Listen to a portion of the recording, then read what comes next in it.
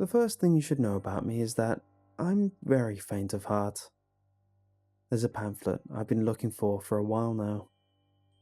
I remember coming across it ages ago while I was a child. I was at the doctor's office, the waiting room, getting a physical. The year was 2002. That's when I saw it, strewn with the other celebrity or glamour magazines. It peeked out with one single grey corner. It was almost like it was looking at me. I picked it up and read the title. How to Talk to Yourself, by a man named Roger Harrison. There was no graphic, just a white background and the Arial font reading the title and the author. To this day, I've never been able to find out who the mysterious Roger Harrison was.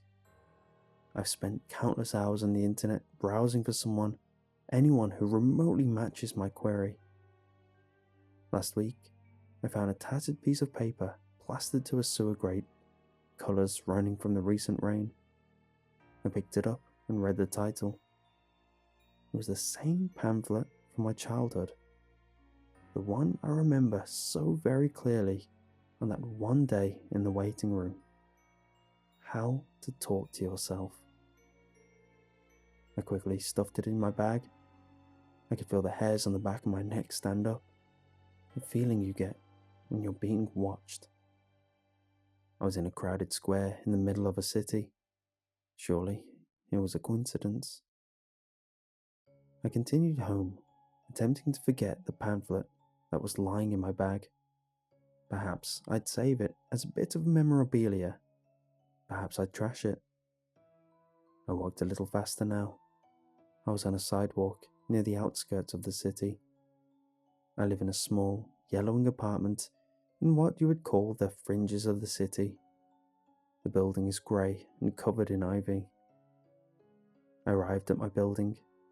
I slid my key into the lock and opened the door with a creak. I felt a sudden urge to read this pamphlet. I brushed it off. With every step I took up the stairs, I could feel the sensation building more and more and more, until I eventually could not take it anymore and broke into a sprint to my apartment. I opened the door, took off my backpack, and grabbed the pamphlet out. The feeling of being watched had subsided now, me being safe in my own home. My neighbours were playing loud music in the room above me. The urge to read the pamphlet remained. My curiosity must have been getting the better of me. I slowly put the pamphlet down, almost reconsidering my decision, but instead decided to leave it on my kitchen table. I went into my bedroom and slid into my covers. The time was around 10:47 as I drifted off into a deep sleep. That night, I had a strange dream. I was in a large field. The sky was grey and the grass was yellow and tall. I felt cold. The surroundings were desolate and foreboding. As I inspected the surroundings, I realised that this dream was incredibly vivid compared to most of the dreams I have. As my eyes scanned the horizon, I spotted something out of the corner of my eye, almost indistinguishable, but yet I could see every movement from afar. In the distance, I could see someone. They were entirely draped in a sickly shed of green. Whoever it may have been, they were twitching, almost uncontrollably. I attempted to move toward them, but it felt like my feet were stuck in something soft and something warm. I heard a rustling behind me, a twig snapping. I whipped around, and the dream went to black. The rest of the night, I had no dreams, and I woke up shivering, feeling strange. I brushed it off as a side effect from the odd dream. I dressed myself and brushed my teeth. I looked in the mirror. My skin was pale, paler than I've ever seen. It looked as though all the blood had been drained from my body, leaving only the white skin. I walked into the kitchen, and I saw it. The grey paper, with its running colours, still looking at me. I was suddenly very cold. The same cold from the dream. I was intimidated. I was intimidated by a piece of paper. I don't know why. It was just so ominous and strange. I had never felt this way about a piece of paper. I decided to pick it up. I touched the pamphlet. It was ice cold. I opened it and read, "You have a special somebody who lives in your lungs. They like you, but they are shy. They only come out when you are alone. Here is how to talk to them. Step 1. Breathe deeply. Say hi. You are not afraid, are you? They like you. You don't have to be afraid. You won't hurt, I promise. We are smiling at you." I was confused. Say hi to the person in my lungs? Why are they living in my lungs? I won't hurt? Who is smiling at me?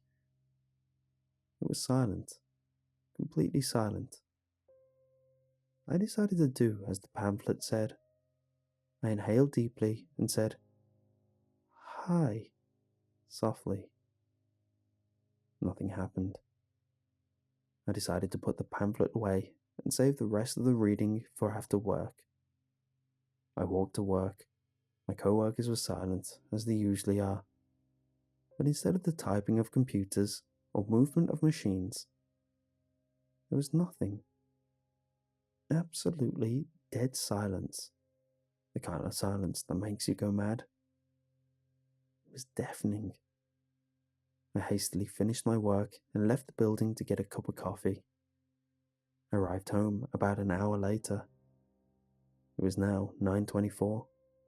The pamphlet lay open on the table, tempting me to continue reading it. I gave in to my temptations and picked it up and read, "Step 2. Be cold. Don't go to sleep. Not yet. They want to see your eyes. Take 1 tablespoon of oil. Eat it. Shut your eyes. Don't yell. Don't scream. Don't." The rest of the section was undecipherable. The ink that it was written in was smudged. The second section, as expected, was equally as strange, if not stranger than the first section. Questions ran through my mind. The oil? What oil was the pamphlet talking about? This was the part that confused me the most, alongside the part that was smudged by the rain. I expected it would be some sort of brood oil with a recipe for it. I had no idea where to start looking for the oil. Perhaps there was an explanation on the next step, I pondered. Step 3. Happy, happy, happy, happy, happy, happy, happy. Be happy. Start talking. Say how you are. You want to make them happy. You are happy. We like to happy with you. As I thought, there wasn't an inkling as to what the oil could be. It seemed that the author, whoever he was almost completely losing his sanity at this point. This obsession with almost chilling happiness was starting to freak me out, and I closed the pamphlet and headed upstairs to my bedroom. I got underneath the covers and my head hit the pillow. I had the same dream I had last night. The only difference was that the man in green was closer. He was much, much closer. I woke up promptly in a cold sweat at 3:27 a.m. and couldn't bring myself back to sleep. I had the sudden urge to go downstairs and read the pamphlet. I saw the pamphlet on the table, but something was off. Everything on my desk was very organized, and I saw a small envelope on my desk. I rushed towards it and ripped it open. Inside was a napkin with a crude smiley face scrawled hastily onto it. I remember specifically at this point the gravity of my situation. I had no recollection of making this note. There were no signs of a break-in as far as I could tell. The beats in my heart began to move faster and faster as I approached the pamphlet. I opened it, and on the first 3 steps, there was the same crude smiley face scribbled all over. I caught my breath and held it for a moment before breathing out with a wheeze. I was, at this point, terrified. The questions rushed through my head. Who the hell was the man in green? And more importantly, how did all these smileys get into my apartment? I began to read the 4th step. Step 4. Do you see them? Look. I was beyond scared at this point. Look at what? I was confused, and I was terrified of the monstrosity I had brought into my home. Handshaking, I read the next step. There only had to be a few left, right? Step 5. They will say hi. You have made a friend. You are not alone. You are never alone. My main question at this point was who would say hi? Nobody was in my apartment, as far as I knew. My heart was beating at 1,000,000 miles an hour.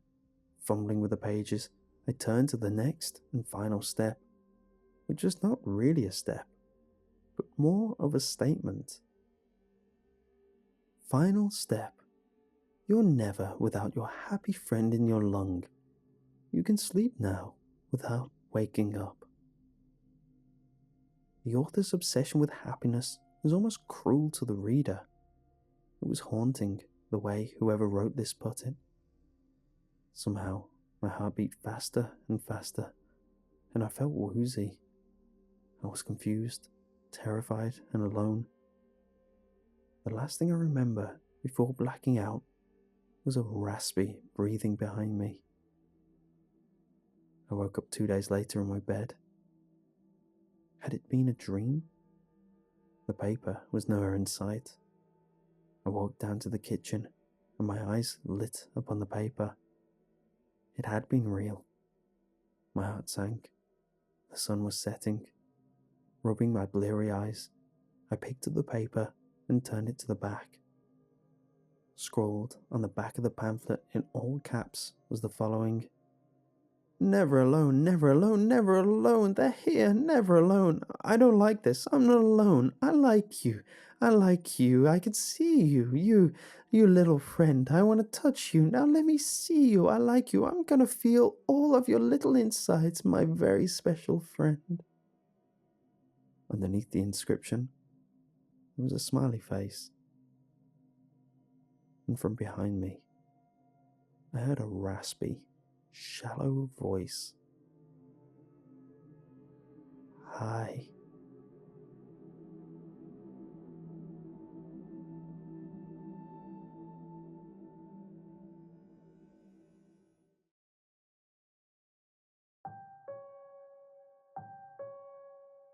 It's just a legend, but I suppose that's what most of these unbelievable things turn out to be. Legends. I heard this legend from my grandmother. I asked her about it when I saw her drawing the Easter Island's heads on a piece of construction paper. Actually, when she found out that my dad never told it to me, she was a bit upset. I guess it's family tradition. She even made me promise to tell it to my children. My grandmother originally heard it from her mother, who heard it from her mother. Well, you know how these things work. It goes back in the family for as long as anyone can remember. You see, if you trace back my family far enough, you'd never leave the United States. The earliest official record of my family said that we started in Hawaii, but according to my grandma, we actually started out on an island in the southern Pacific Ocean, Easter Island, or as my grandma ordered me to call it, Rapa Nui. That's where this legend comes from, supposedly unaltered, exactly the way it was told centuries and centuries ago. According to the legend, the people on Rapa Nui had always been in touch with the spirits. They had their ceremonies, they did their fair share of sacrifices, etc. Sure, these days the idea of sacrificing an animal to a god seems a bit crazy, but keep in mind that it was normal back then. It was all they knew. The civilization had worshipped the spirits that they believed walked among them since the dawn of time.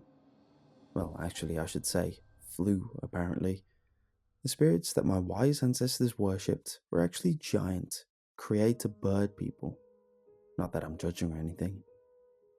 But then, after hundreds of years of the same traditions, the same ceremonial rituals, the same chants, the same animal sacrifices, something changed. The people started to see something. Every once in a while, someone would report seeing a man standing by them in the night. Occasionally, he stood at the edge of the forest and watched the people who dared to walk by alone. He would be seen in the shadows, in the water, in the trees, or even in the grass. Regardless of where he was or who saw him though, he always looked the same. He was reportedly very tall and covered in wrinkly, dark grey skin. He had a long, almost rectangular head, but where his eyes should have been, he had two deep, smooth depressions surrounded by shadow. His giant nose was also rectangular, and the bridge sunken back into the shadows along with the eye sockets. His mouth stretched into a long, dark frown, rested above a square chin. His arms were short compared to the rest of his body. They were nothing but stubs, but when he moved them, it seemed that he had at least 10 joints. I asked my grandma if she meant like tentacles. She said no, because tentacles flow, and the man's arms were rigid and stiff. Apparently, he had 2 legs, like any human, but they curled up and contracted like a worm until they were inside him. He didn't need legs, my grandma said, to be tall. The first time somebody saw the man, the village thought he was insane.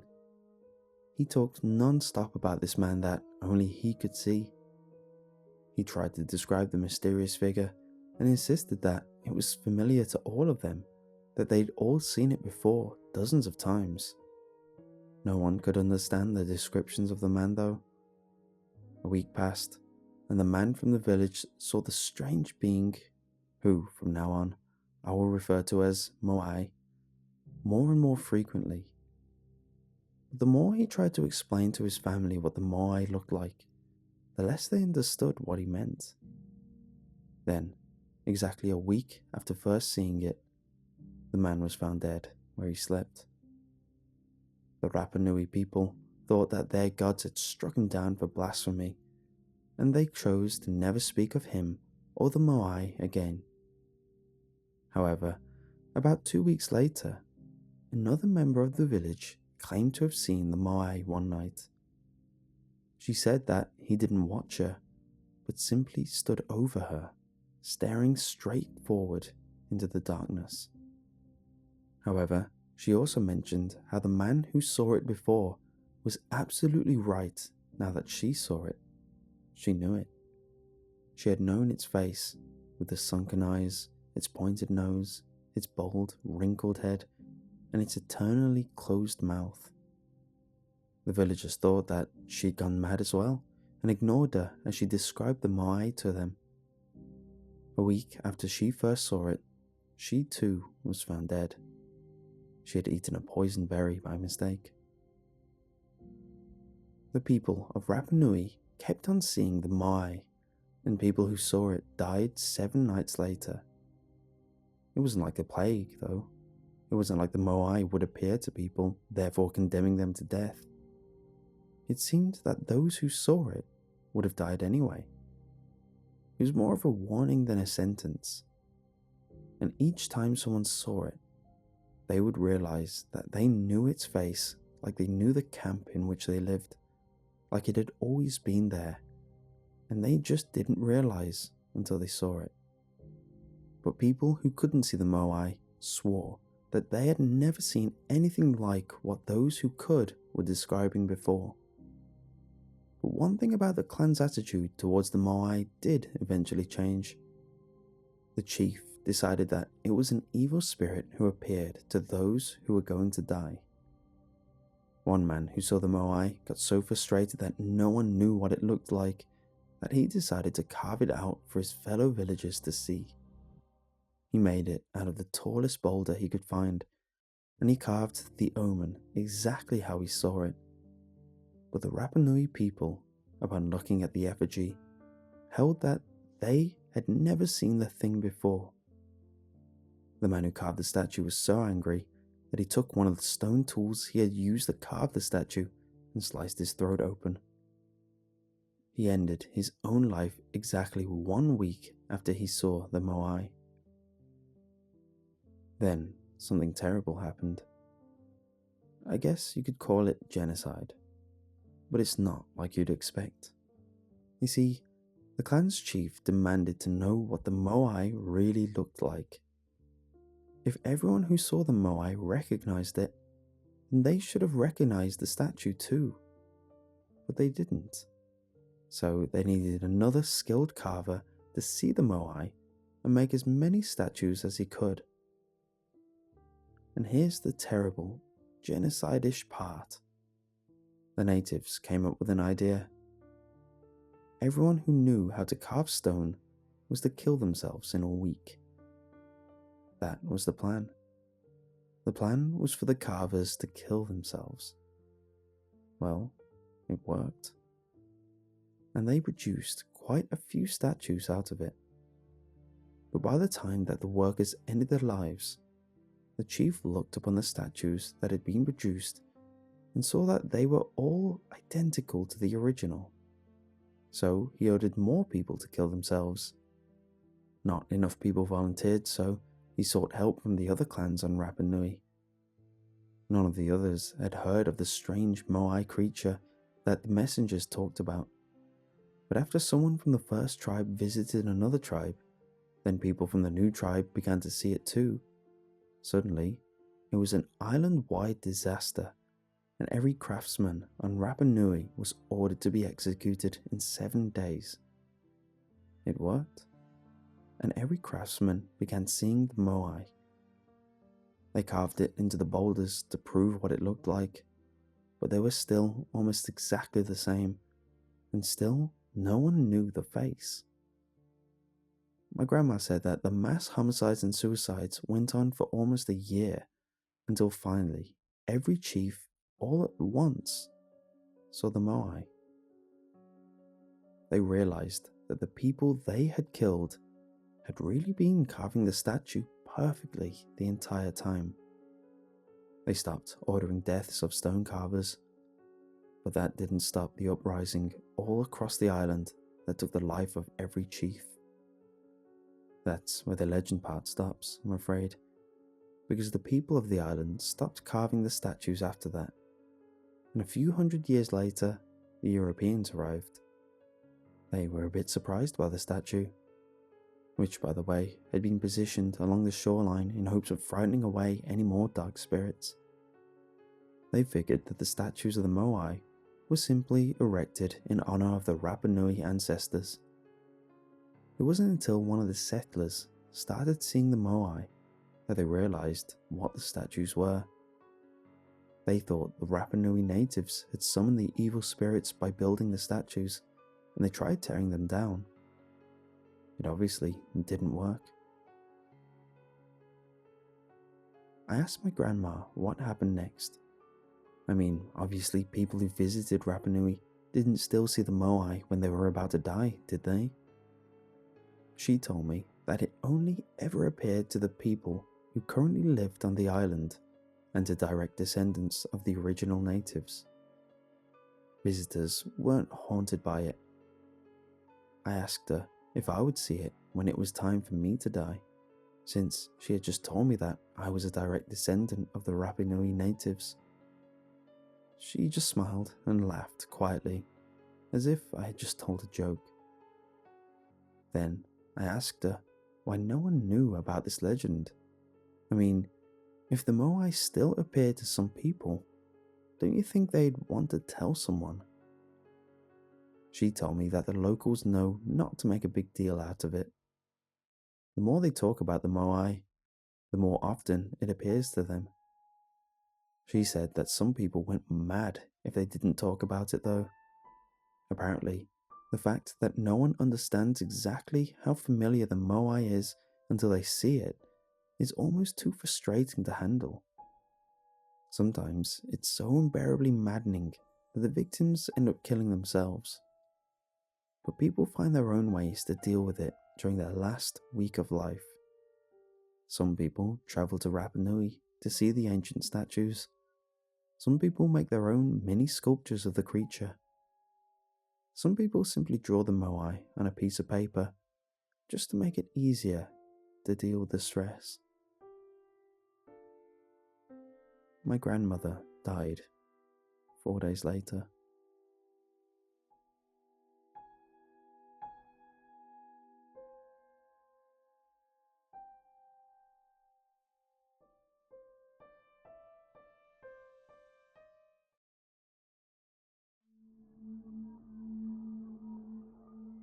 My life changed the day I put a gun to my head.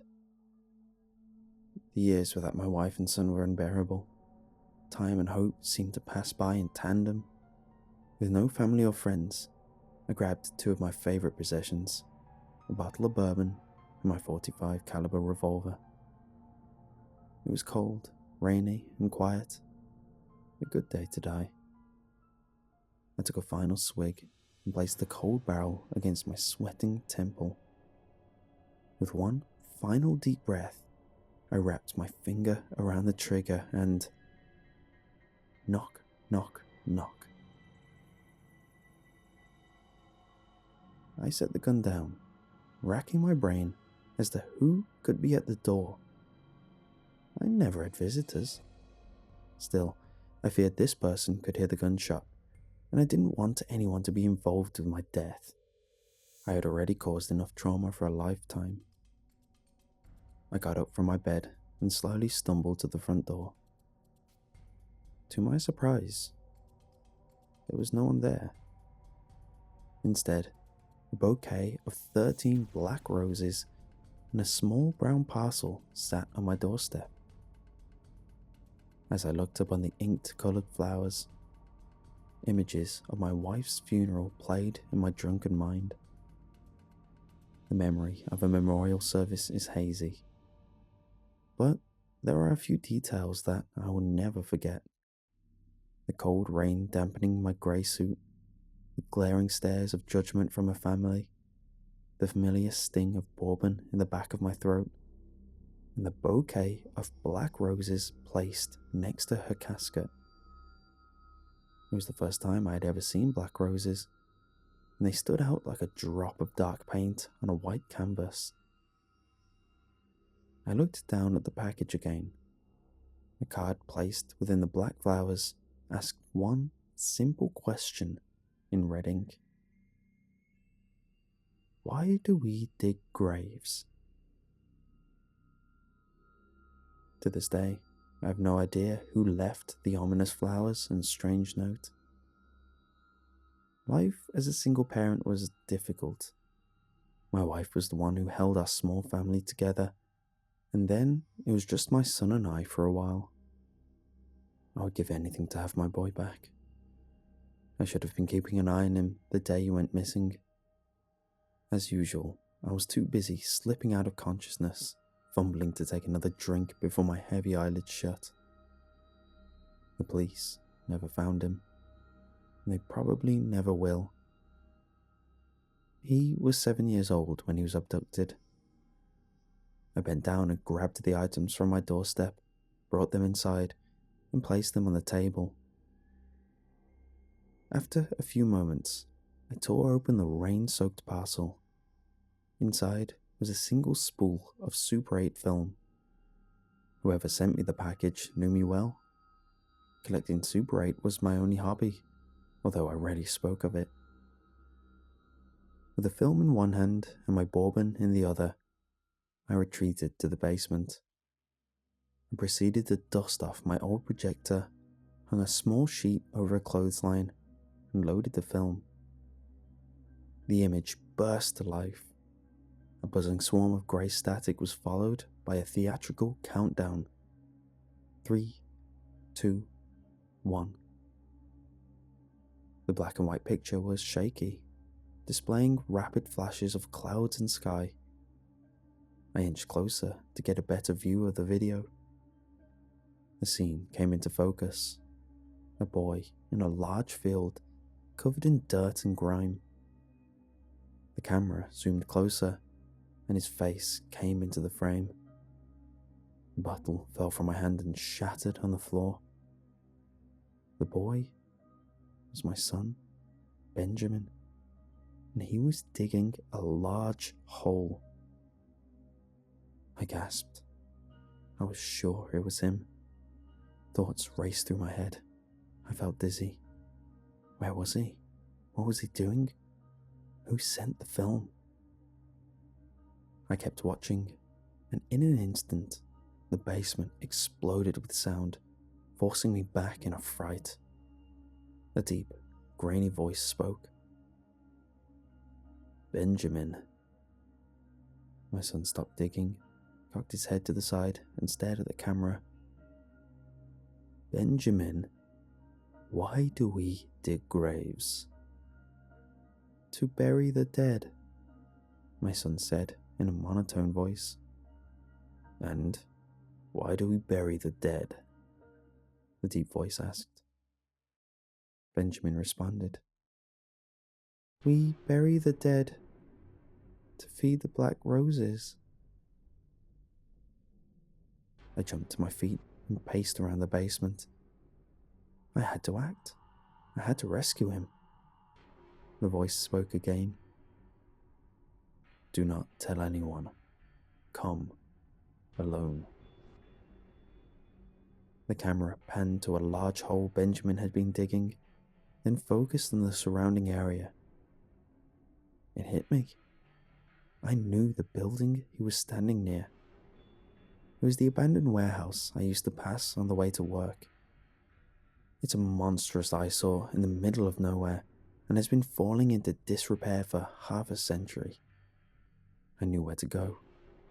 I knew where my son was. I ran upstairs, nearly tripping on every step. My mind continued to race as my nausea reached its peak. I sprinted to the bathroom and expelled the alcohol I had for breakfast. The factory. I had to go. I had to get back my son. I dressed as quickly as I could, grabbing my coat, forcing on my boots, and tucking the pistol in my waistband. I started my truck and hit the road. The drive was eerily quiet, as if the earth had stopped turning. Dark overcast flooded the world around me in a dreary atmosphere, void of light and warmth. 20 minutes into my drive, I realized I had not seen another person, or even another vehicle. I was alone. This solitude continued throughout my entire trip. Eventually, the factory came into view. Its dark red brick cut through the horizon. I parked my truck and marched through the vast field of dirt towards the building, carefully avoiding the sporadic, rectangular graves scattered across the grounds. Upon crossing the large, broken, iron-gated threshold, I crept towards the entrance of the abandoned factory, my footsteps making the only noise in an otherwise silent world. The massive front door creaked open. I inhaled deeply and stepped inside.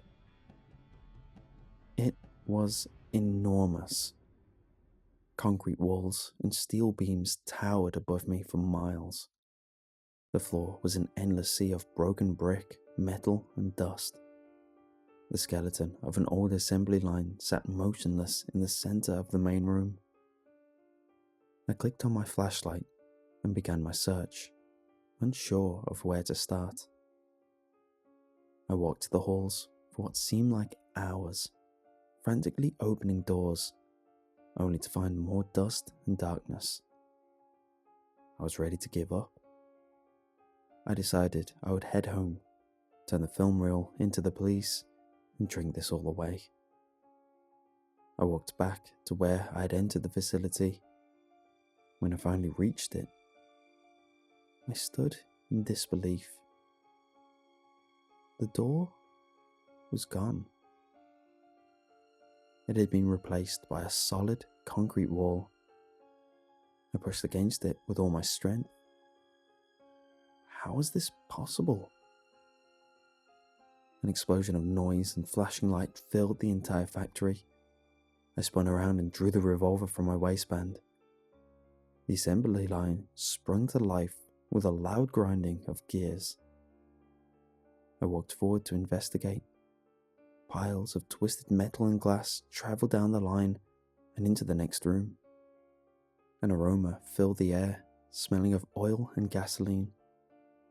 I studied the contents, quickly discovering that they were automotive parts, horribly dented and broken. After a few moments, the factory lights went out with a flash, and the assembly halted. I walked into the next room to see where the belt ended. I pushed open the double doors and walked inside. I pointed my flashlight towards a massive, dark object in the middle of the room. As soon as I saw what it was, I froze. It was a car. My wife's car. The memory of the night she died flooded my mind. I was drinking, always drinking. The sound of wind and snow whistled loudly outside. Benjamin was upstairs in his room, bedridden from a flu that had been going around his school. My wife had just gotten home from work, disgusted at the state I had drunken myself into. She sighed as she looked me up and down. "Well, since you clearly can't drive, I guess I'll go get some medicine for our son." She slammed the door as she left. That's the last thing I remember from that evening. The next morning, I was filling out paperwork at the police station. She died in the hospital a few hours after the crash. I was at home, unconscious during her final moments of life. I didn't deserve her, and I never got the chance to say goodbye. I slowly approached the mangled remains of the sedan, shining my light through the broken windows. I crept towards the driver's side window and peered inside. As my light illuminated inside of the vehicle, I fell back in horror. My eyes had to be lying. It wasn't possible. A human body sat in the seat. His forehead rested against the steering wheel. I fumbled backwards until my back met a cold, concrete wall. I slowly slumped down and buried my face into my hands. The dizziness and confusion returned. My thoughts began to race as I questioned the reality of the situation, overwhelmed with a familiar feeling of guilt. The guilt that I have felt every day since her accident. The guilt I try and drink away each day. I sat in the darkness, unsure of what to do or what to think. The room was spinning again, and the darkness washed over me as I turned off my light. I couldn't stand to look at her car any longer. The silence of the room was broken by an unmistakable noise, a noise which I refused to believe was real. The opening of a car door. The hinges screeched loudly and echoed throughout the vacant factory floor. However, it was the sound that followed which left me paralyzed with fear. Wet, crackling footsteps on the stone floor approached me. I fumbled to pick up my flashlight.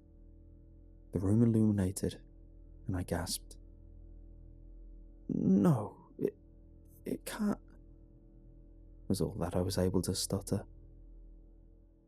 It was her, or what was left of her.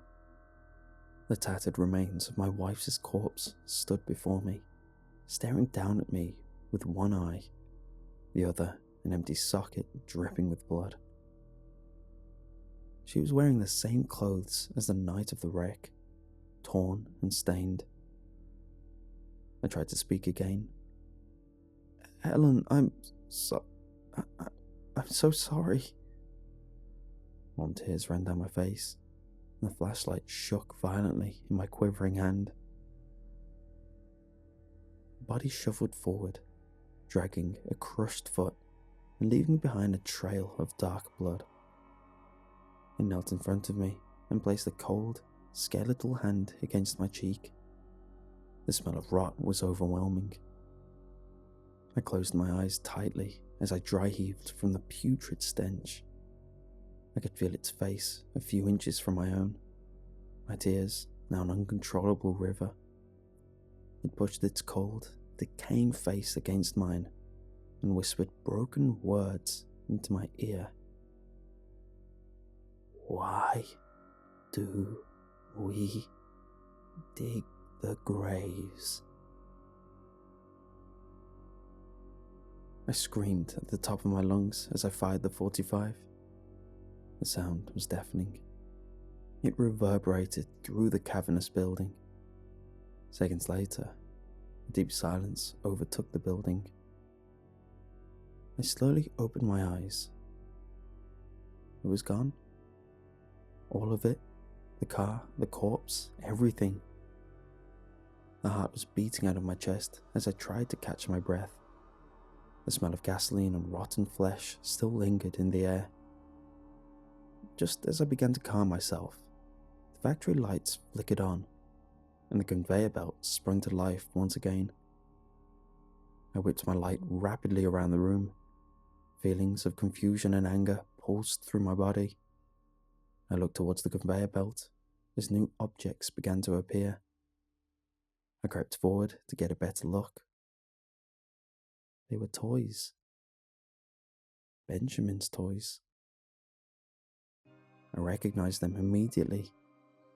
The bear I bought him for his second birthday, his first bicycle, toy trucks, games and action figures. They rode along the conveyor belt, evenly spaced a couple feet apart. The toy in the belt fed into the next room. My fear and confusion had subsided and were replaced with a burning rage. Who was doing this? Who was torturing me? My questions were answered as I kicked open the door of the next room. Standing in the middle of the floor was my son. It had been years since I had seen him. Behind him stood a figure much taller than me and dressed in a dark, hooded cloak. Its face was completely shadowed. Two frail hands were outstretched and resting on Benjamin's shoulders. "Let him go, now!" I spat as I pulled back the hammer of the revolver. They both remained still and unwavering. "Now!" I screamed as I fired a round into the ceiling. "Father," Benjamin said. "Ben, please come with me. We have to get you home," I cried. He spoke again. "Each day, Father, with every drink, we dig the grave a little deeper." And before my eyes, his body withered away. In its wake, hundreds of black rose petals slowly fell to the ground, forming a large pile on the floor. The hooded figure remained.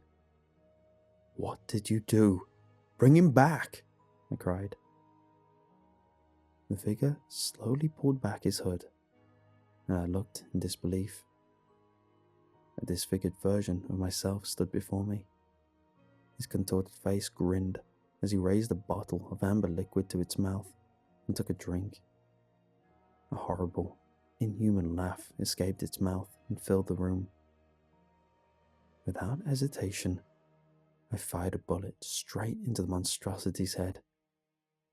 My world fell into silence. Bright lights and machine noises flooded my senses. I whipped my head around and frantically scanned the unfamiliar room. I tried to move, but my body wouldn't respond. Even then, leather straps fastened my hand to a cold, steel bed. I was trapped. A doctor in a white coat walked in and sat next to my bedside. He smiled as he explained how lucky I was. Lucky that a neighbor walking their dog happened to hear the gunshot and called an ambulance. Lucky that I just awoke from a month-long coma, and lucky that someone cared enough to send me flowers. I looked at the bedside table and gazed at a vase full of jet black roses. And for the first time in a decade, I didn't feel like having a drink.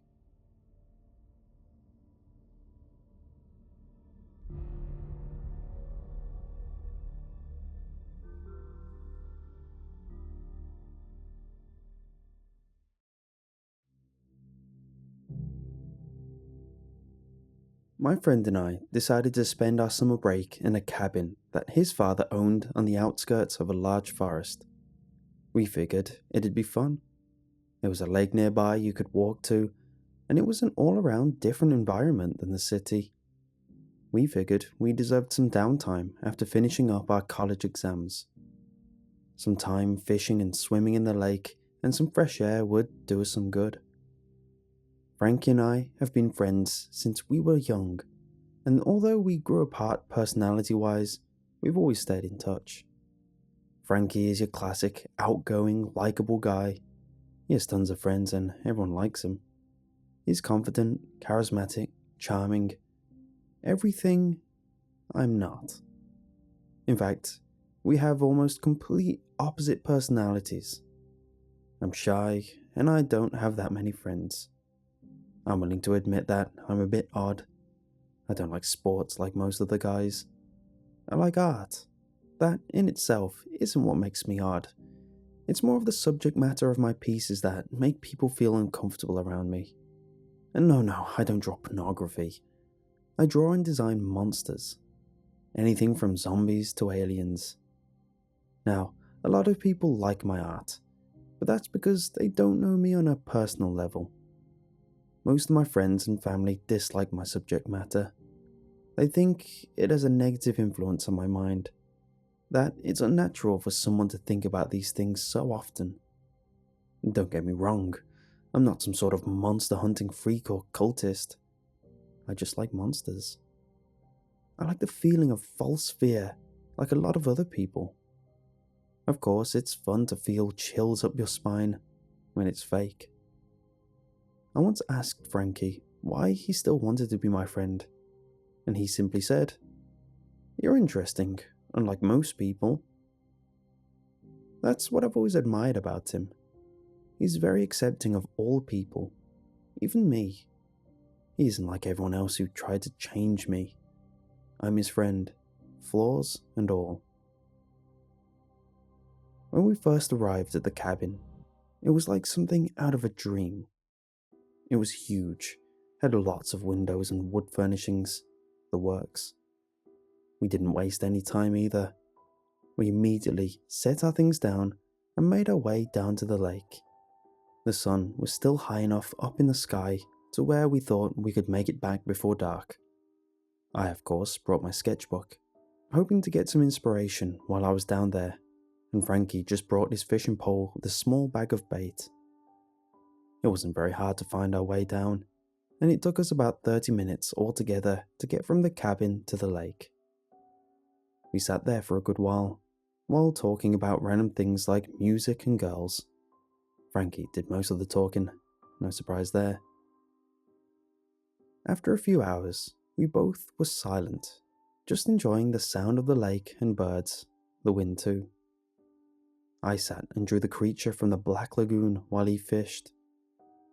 After a couple of hours, the sun began to go down, so we packed up our things and started to head back to the cabin. About 5 minutes into the walk back, I realised I had forgotten a packet of professional grade art pens back at the dock, so I told Frankie to keep going and that I'd catch up with him later. Frankie seemed somewhat reluctant, since it was beginning to get dark and it was my first time out at the cabin. He made a joke about having to call the forest rangers if I got lost. We both laughed and then parted ways. It didn't take me long to get to the dock, but once there, I noticed something peculiar. I slowly inched toward the dock, looking closely at the ground. There were sets of muddy, wet footprints going from the end of the dock to the forest area beyond. It looked almost as though someone, or rather something, crawled out from the water onto the dock and then into the woods where Frankie and I had gone. I stood there for what felt like an eternity, then grabbed my pens and quickly began walking back. I said before that I liked feeling chills down my spine when I knew it was fake. This was not how I felt in that instant. I was more than a little scared. The only thing I could do was convince myself that there was a logical explanation, one that didn't include lake monsters or murderers lurking in the forest. I clutched my pens tightly and looked around carefully, making sure I was alone as I quickly followed the path back. It was then that I began to hear movements all around the pathway. Leaves and bushes rustling, twigs breaking, footsteps, the dripping of water. I ran all the way back to the cabin and I shut and locked the door behind me, then began pulling down all the blinds. I fidgeted uncomfortably, looking around at all the windows and doors, waiting for something to happen. I jumped when I felt a hand touch my shoulder. I relaxed a little when I realised it was Frankie. He had a look mixed with confusion and concern. At first I didn't speak at all. I could hardly catch my breath. But I explained what happened, and Frankie gave a disbelieving smile. "You've been watching too many monster movies. It's probably just otters or raccoons. They have been known to clean their hands in lakes and streams. It's probably what you saw and heard," he said nonchalantly. I felt both relieved and stupid. I figured that I was just overreacting, falling victim to an overactive imagination, one that just so happens to like monsters. So I forgot about it. We ate dinner, watched some TV, then went to bed. That night, I had a dream. Or at least, I hope it was a dream. In this dream, there was a creature standing at the end of my bed, staring at me. I think it was looking at me anyway. I couldn't seem to find its eyes.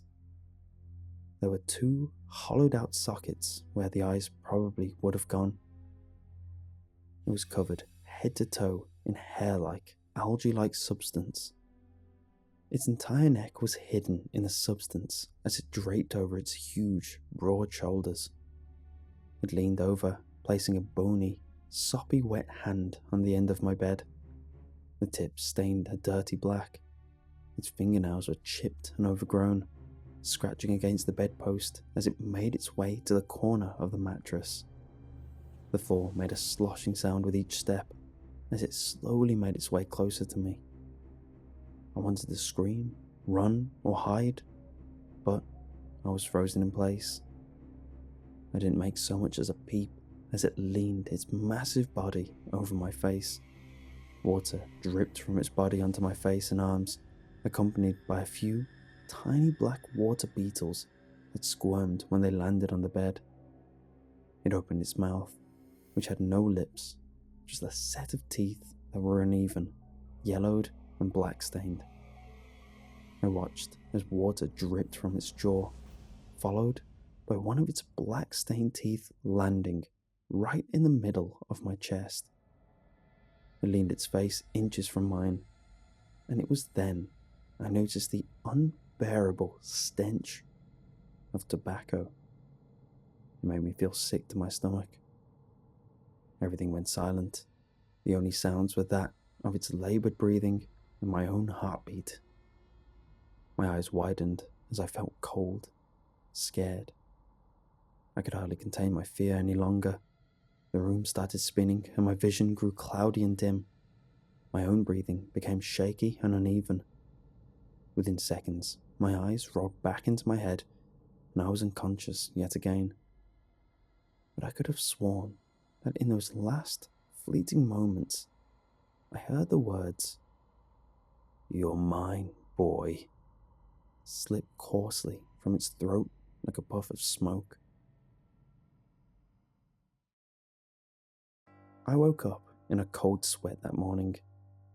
I stumbled out of bed and sat against the wall, trying to calm myself down. It was just a really bad dream. Just a dream. Just a dream. It had to be a dream. A result of too many monster movies, right? Once I had calmed down a little, I went to the bathroom and took a shower before going to the kitchen to get some breakfast. Frankie was already downstairs, making himself some eggs and bacon from what I could smell. And honestly, the eggs and bacon sounded pretty good right about then. The sun was a comforting sight as I reached the kitchen table.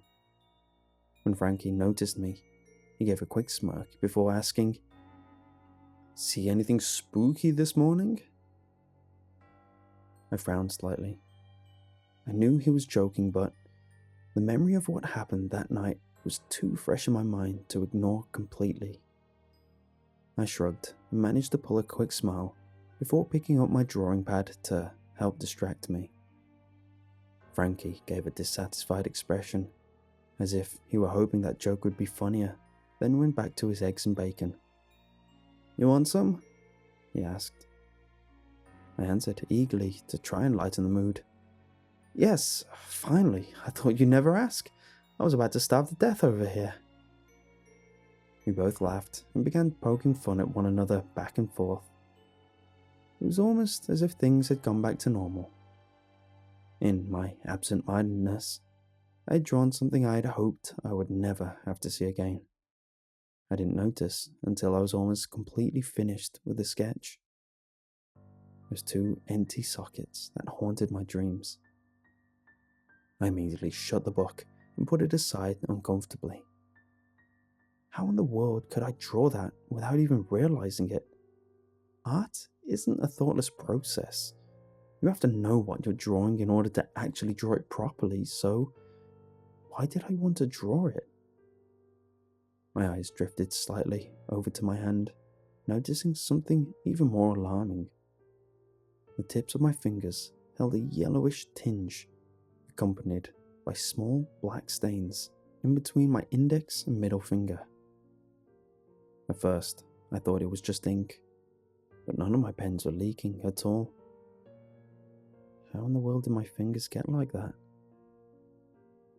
Thankfully, Frankie had finished the eggs and bacon before my thoughts could develop any further.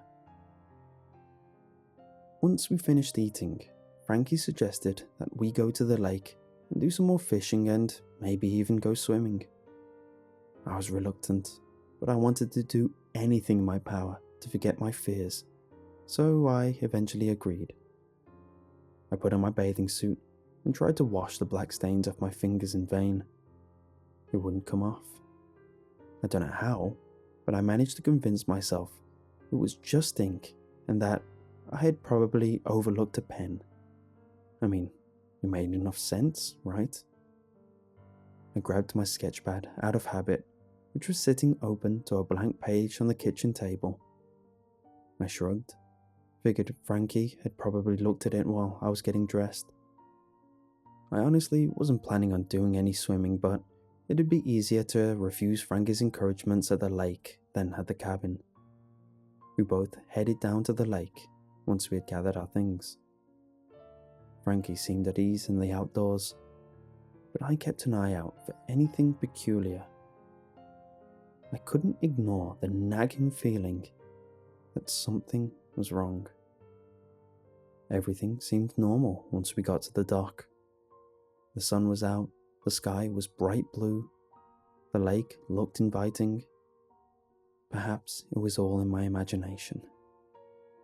Frankie was ecstatic when he saw the lake. He hurriedly placed his gear down, took off his shirt and jumped in. He swam around with a huge grin on his face, looking up at me from the water. "Come on in, the water feels great, just the right temperature. I'll race you to the middle and back." He motioned for me to join him, but I hesitated. I was still uneasy, despite how normal everything seemed. "Maybe in a little bit. I have some ideas I want to draw out first," I lied. Frankie tried a few more times to convince me, but ended up swimming alone out where it was deeper. I sat down and opened my drawing pad, flipping the pages to find the last unused page. Once I got to the page, I froze. There was a picture already there that hadn't been there before. I didn't draw it.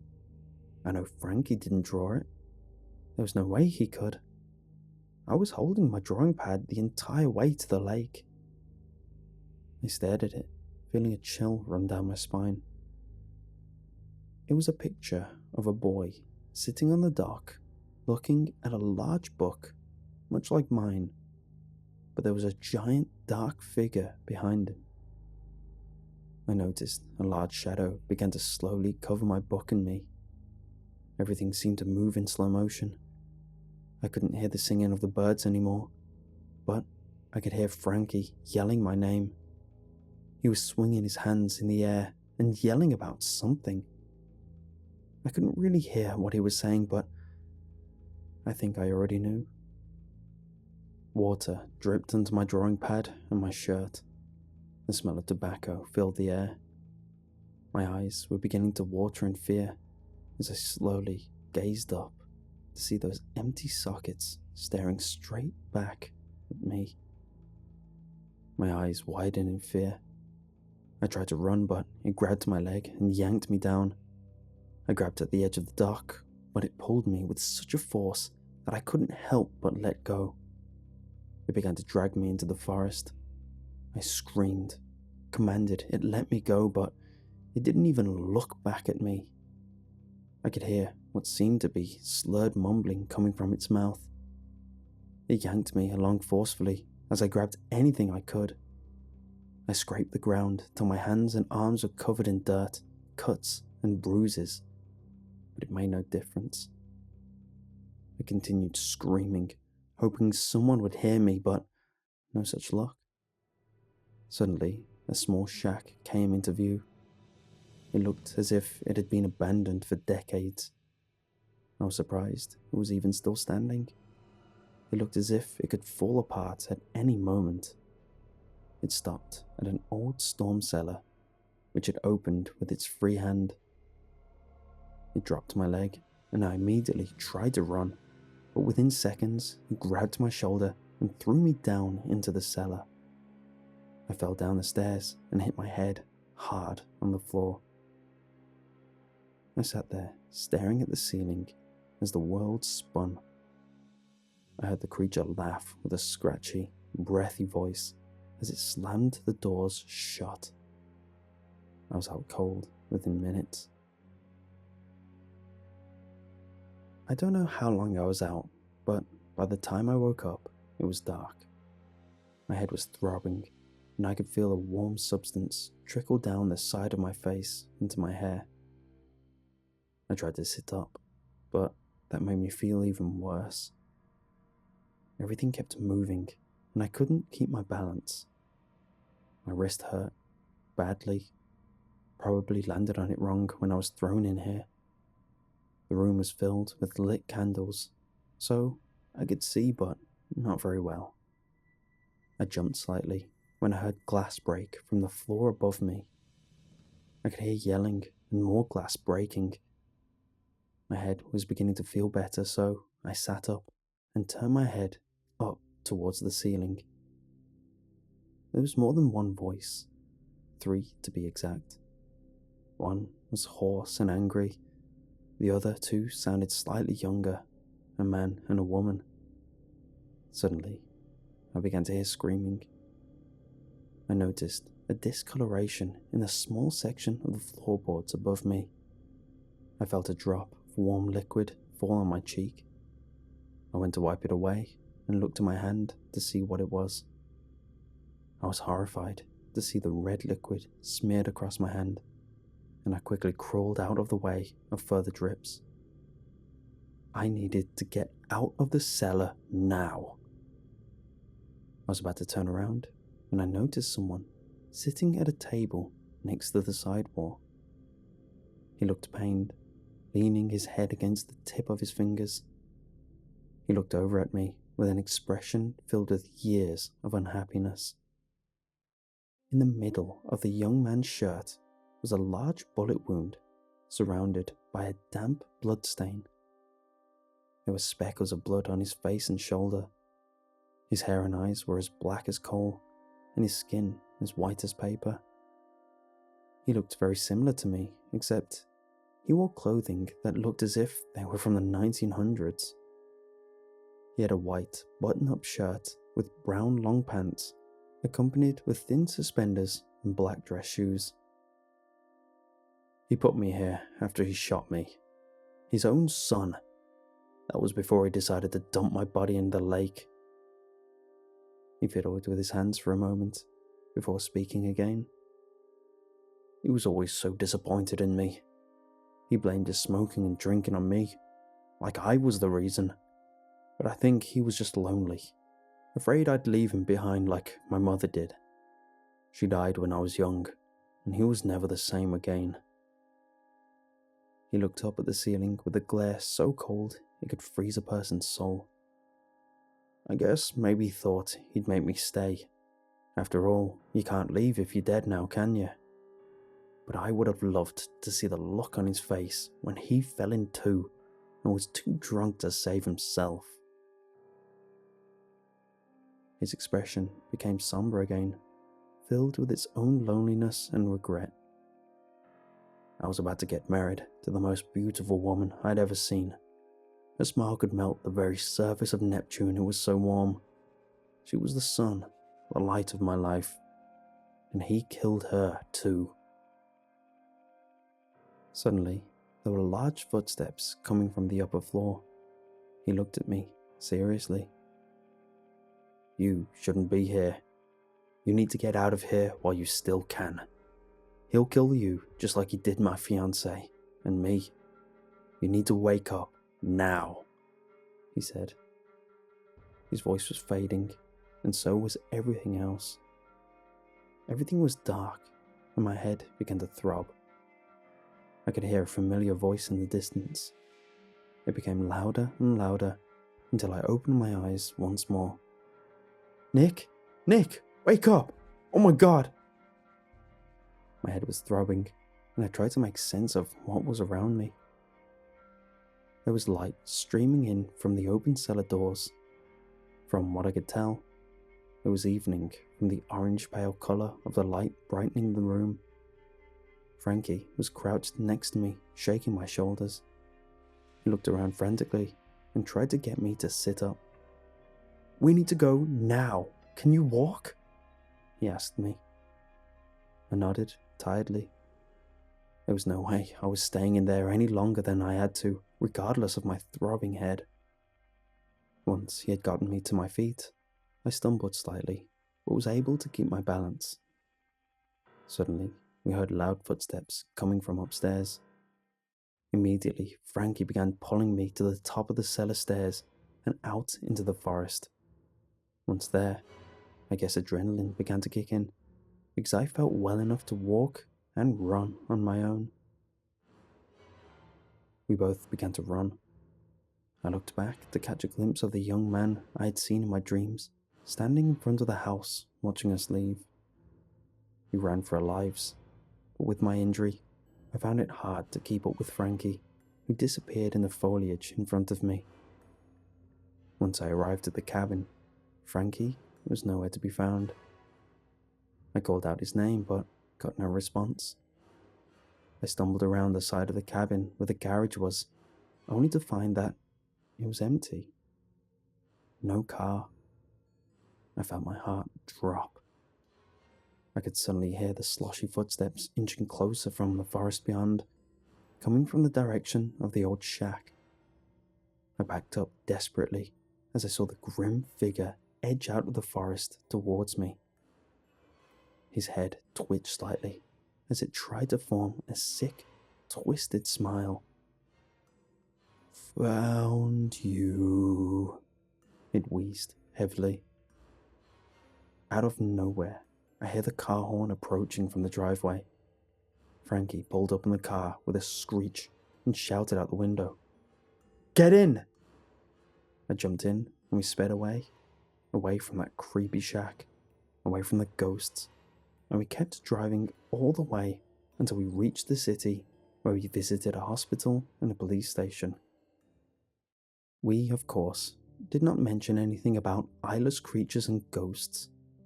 We told them there was a crazy man that stalked us and attacked us, who lived in a nearby shack. They visited the area, didn't find any man or creature, but due to the age of the shack, they deemed it unsafe for the public and had it torn down.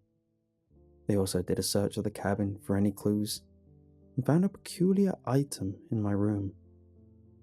Hidden in the covers of my bed, they found a small, black-stained tooth, which they kept as the one and only evidence they ever found that anything had ever been to or around our cabin. During the investigation, Frank and I did go back to gather our belongings. We were both uneasy at first, but figured it'd be alright with a group of armed police there with us. Nothing out of the ordinary happened while we were there. I'm hoping that the destruction of the shack made the creature, spirit, whatever it was, move on, as well as the people he killed. It took me ages to gain the nerve to open my drawing pad again. To my surprise, old pictures of the creature were gone, along with the black and yellow stains that had been on my fingers. It took me a while to get back into drawing, but hey, at least I'll have some good material to work with now.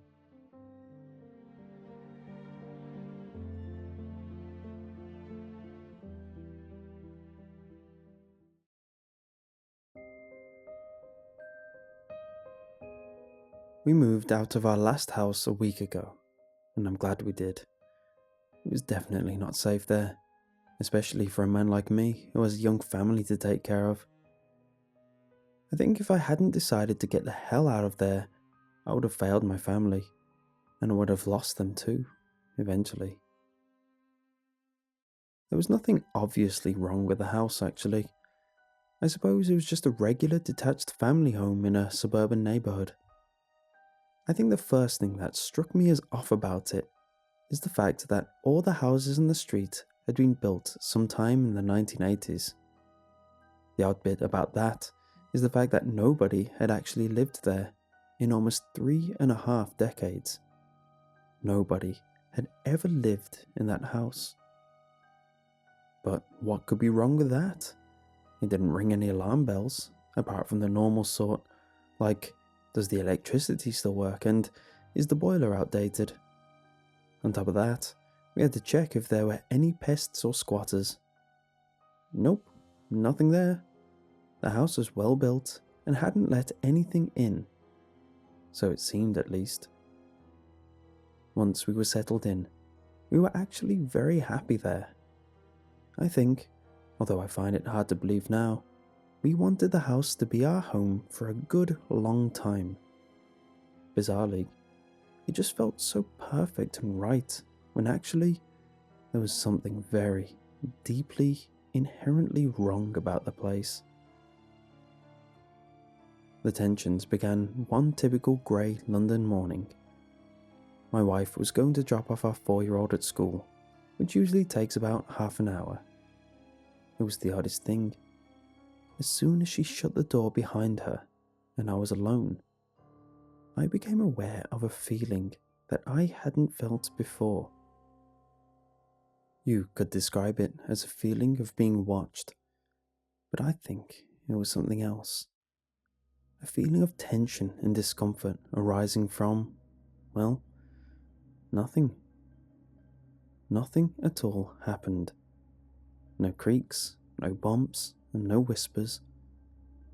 I had the heating on, it was December, and was listening to Classic FM on the radio. On first inspection, it appeared to be a comfortable, peaceful environment, ideal for sitting down and getting on with my work. But it wasn't. I felt sort of agitated.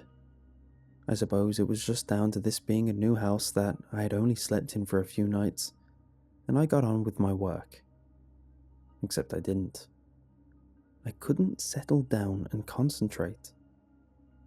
I found myself wandering around the house, walking slowly around every room. There were a few boxes of things that still needed to be unpacked, and some rooms that were still quite bare. I refused to accept it, but a tiny part of my subconscious expected that there was an intruder in the house. I was in the room farthest away from my study, so I could just about hear Bach's cello suite, or whatever the heck it was playing upstairs. I stayed at the window, waiting for my wife to turn up in her car. It was incredible how quickly the mood shifted as soon as my wife stepped into the house. As soon as I was no longer alone, the uncomfortable feeling lifted, and I could actually feel the warmth of the central heating, and my tea with a teaspoon of honey in it actually tasted sweet. Even the rain clouds, which had started to drizzle outside, seemed friendlier. The next morning, I did the school run, just as a little experiment. I was driving back when I got a call from my wife. I don't think she wanted anything in particular, apart from some company. Her tone was very casual. It almost sounded forced, and she was only asking when I would be back, but in a prolonged way, as if she wanted to keep the call as long as possible. I had some idea why she was calling. She was getting the feeling too. She probably felt it more, because women are more tuned into these subtleties in an environment. She didn't mention anything when I returned regarding the feeling, but through her smile, I could see that she was a tiny bit spooked. To be honest, it was nothing really, just a feeling that people sometimes get. The only odd things about it were that it happened when we were alone, and that it happened to both of us. Well, still, some places are just like that. A house that hadn't been lived in for decades might take some time to warm up to its new owners, I guess. The next day, while my wife was out getting the groceries, I made a little discovery. The strange feeling grew more intense in certain parts of the house. In the upstairs bathroom, it was particularly strong, and there was a corridor that connected the dining room and the living room, where it was also quite noticeable. The thing about these places is that they were the only parts of the house with mirrors in them. With time, I came to hate those parts of the house and those mirrors. Nothing new happened for about a week.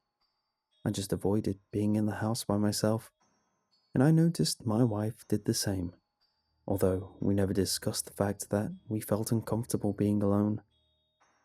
It was a new house. We didn't want to spoil our first days there with negativity.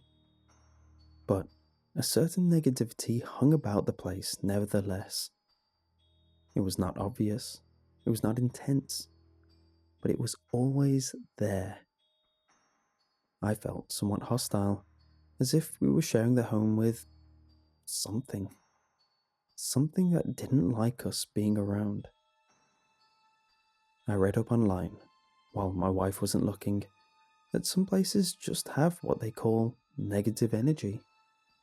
Apparently, this is the result of many things, such as poor lighting, bad feng shui, and bad things that have happened in the past in the place. Ironically, we installed brand new high-power light bulbs. My wife had a whole book on keeping good feng shui, and as for the whole bad things happening in the past thing, nobody had ever lived in the house before. I mean, how could anything bad have happened if nobody had lived there before? At least our little boy didn't seem affected. He was playing just as happily as ever with his toys. A work overload had preoccupied me and his mother lately, so we didn't spend as much time with him as usual. He didn't seem to mind. He even managed to invent an imaginary friend to play with. There was this one night, however, when I came home from work late to find my son in bed and my wife waiting for me in the living room. As soon as I came through the door, I was greeted with a thick, heavy presence. It gave me a bad feeling immediately. I knew at once that something was not right. And yet, everything seemed fine. We ate dinner in front of the television, washed up, and then got ready for bed. We both joined our son upstairs to sleep, and soon enough, we had both dozed off. Except, I was suddenly disturbed from my sleep. It was nothing unnatural. In fact, it was the very call of nature that woke me up. I needed to use the loo. I got up and put on my slippers and nightgown. It was absolutely freezing, being a winter's night. But when I stepped into the bathroom, I was shocked by how cold it was. It was not safe, how chilly it was in there. I looked at myself in the mirror for a bit, then sat on the toilet seat to do my business. That mirror was giving me a bad feeling. I kept imagining that I could see something moving around in the mirror, and yet there was nobody else in the room but me, not even a fly or a bug. It happened at least 3 times. Then I got up, washed my hands, and just stared into the mirror for a while, just to make sure. It eventually made me uneasy, so I hurried back to bed and actually found myself hiding my face in the duvet. I think I saw something moving in the mirror again the next night, and the next. I think I even saw a face in the downstairs hallway mirror as I walked past, for a split second. Of course, I knew it was only my imagination.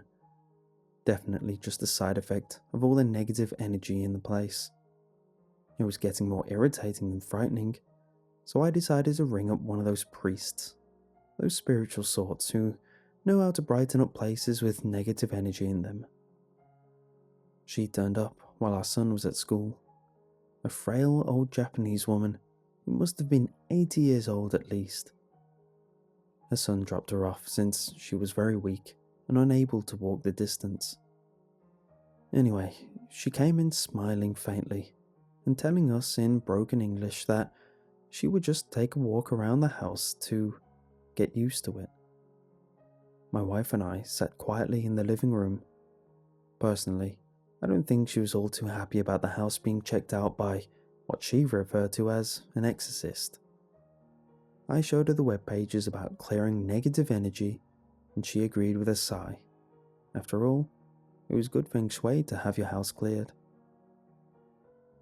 The spiritual woman came downstairs after about 10 minutes. In spite of how bony and old she was, she made the place feel very secure and comfortable. I almost wanted her to stay with us, so that we could be assured that we would have no negative energy. But something happened that made us wonder if it really was negative energies making our house the way it was.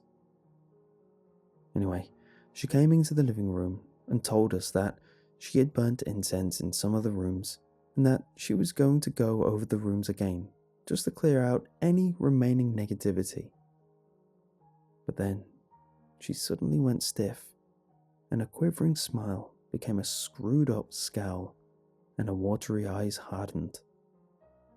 We thought she was having a stroke and reached for the telephone to call an ambulance. Turns out, she was fine. She told us not to touch anything or move. We listened and watched, dumbfounded, as she rushed to the wall with impressive speed and pressed her ear against it. She whispered some words which we couldn't hear, and she seemed to be receiving a reply as her expression changed and contorted. Whatever she was hearing can't have been good, because she gave a shriek and sprang away from the wall. The room darkened noticeably, like when a cloud covers the sun. "You no live in this house!" The old woman grabbed my wife by the shoulders and shook her firmly as she said this. "Why not?" I asked, as my wife was too taken aback to reply. "Man in the walls!" she shrieked. "There is man, live in the walls, bad man in the walls!" The old woman hurried through the hallway and, without even putting her shoes on, stepped outside the house and urged us to come out with her. She called her son to pick her up on a little Nokia phone and refused to step back inside, even though she needed to sit down because of her frailty. I brought a chair outside for her and brought her shoes out too. We waited with her outside, and I can swear that when I went inside to fetch the chair, I was not the only one in that house. I cursed the old woman for making me so nervous. I was hearing whispers all over the house now. Her son picked her up, and when he saw her in a nervous state, he gave my wife and I an unfriendly look before driving away. That had gone poorly. We would have gotten mad at each other had it not been for what the old woman had said. Man in the walls. It was chilling to hear that, and the look of terror on the old woman's face convinced us that she was serious. But being modern cosmopolitans, we just agreed after some conversation that she was doing that to frighten us, or that she was just old and batty. We didn't want to believe her nonsense. But the phrase stuck with me. Man in the walls. I even admit I put my ear to the wall to see if I would hear anything. Nothing. We were more uneasy now than we had been before the spiritual had come. The tension gathered all day until at bedtime, and the house felt unnaturally dark. As I was slipping into bed, relieved that the day was over, a cry from my wife got me out of bed. She rushed into the bedroom with a look of utter horror on her face. "Man in the mirror!" she screamed. Man in the mirror!" I had enough sense to realize that she was not talking about the Michael Jackson hit. She was genuinely terrified. "Where?" "Bathroom. I saw it. I tell you. I believe you. I believe you." I had to believe her. I stormed into the bathroom and looked into the mirror. It was just a normal reflection. There was nothing there. I stood there for a while. Then I began to cry. "What's wrong with this bloody place?" I cried. "Man in the wall? Tell me, is there a man in the wall?" No, there isn't," my wife comforted me. "It was just my imagination, I'll bet you. It's just that damned old woman coming in here and telling us all this mumbo-jumbo about men in the walls. It's nothing at all." "Then what the hell have I been seeing? This place, it feels wrong. Just wrong." "Oh, nothing. Don't worry. There's nothing here. There can't be. Let's just get some sleep. That's what you need. Sleep." I was too tired to carry on with this. I forced myself to believe that there was nothing funny going on. I didn't convince myself. We went to bed, and I was about to turn out the light when my wife told me something that made me shudder. You know, Daniel, our son, has been saying some weird things lately, she said. Like what? Well, it might just be coincidence, but what that old woman said about a man in the walls, it seems to fit with something that Daniel has been talking about. Oh, really? Do you know anything about his imaginary friend? I chuckled. Well, I know that Daniel spends an awful lot of time with it. What does he call it again? Wallman. Oh, yeah. Oh. I realized just then the creepy connection. Wallman. Daniel's been saying things about his friend. He told me the other day that he's got a round face with black eyes and a big smile, and he's really thin so that he can fit in the wall. I found it cute at the time, but now, I don't know. I got the biggest chill I'd got in a long time. Well, there's more. We were in the park, just me and him. Nobody else was there. I asked him if he wanted to invite Wallman for a picnic. He said he couldn't. He told me that Wallman is only in our house and never leaves. That one made me laugh a bit when he told it to me. But then he gave me this serious, worried look and said, "Don't worry, Mummy. Wallman doesn't like you and Daddy. He hates you. He says he only likes me." I shuddered and took a deep breath. The air suddenly felt colder and more hostile. You know, I said to my wife after a period of silence, I really do think we should move out. I don't know if it's just a bad feeling I get about this place, or if maybe that old Japanese woman was right. This stuff is creeping me the hell out. I don't think I can sleep now. I don't feel safe. Nevertheless, we both managed to fall asleep after a bit more conversation on where we could move to. I had dreams. They were mostly just plain, random dreams. But one thing stuck out as different. I dreamt I came home to find the house empty. I called to see if anyone was home and turned on a few lights. I noticed very vividly there was somebody standing in the living room. It was a man's figure, very lean and about the height of a child. He was facing away from me.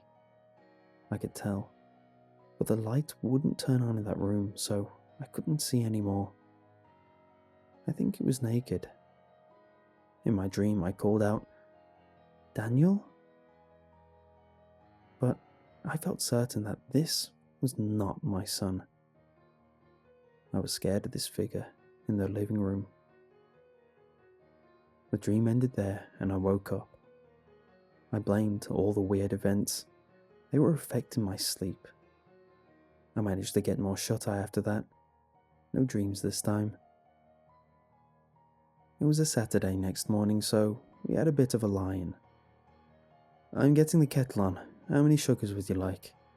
I asked my wife before going downstairs to the kitchen to make some tea.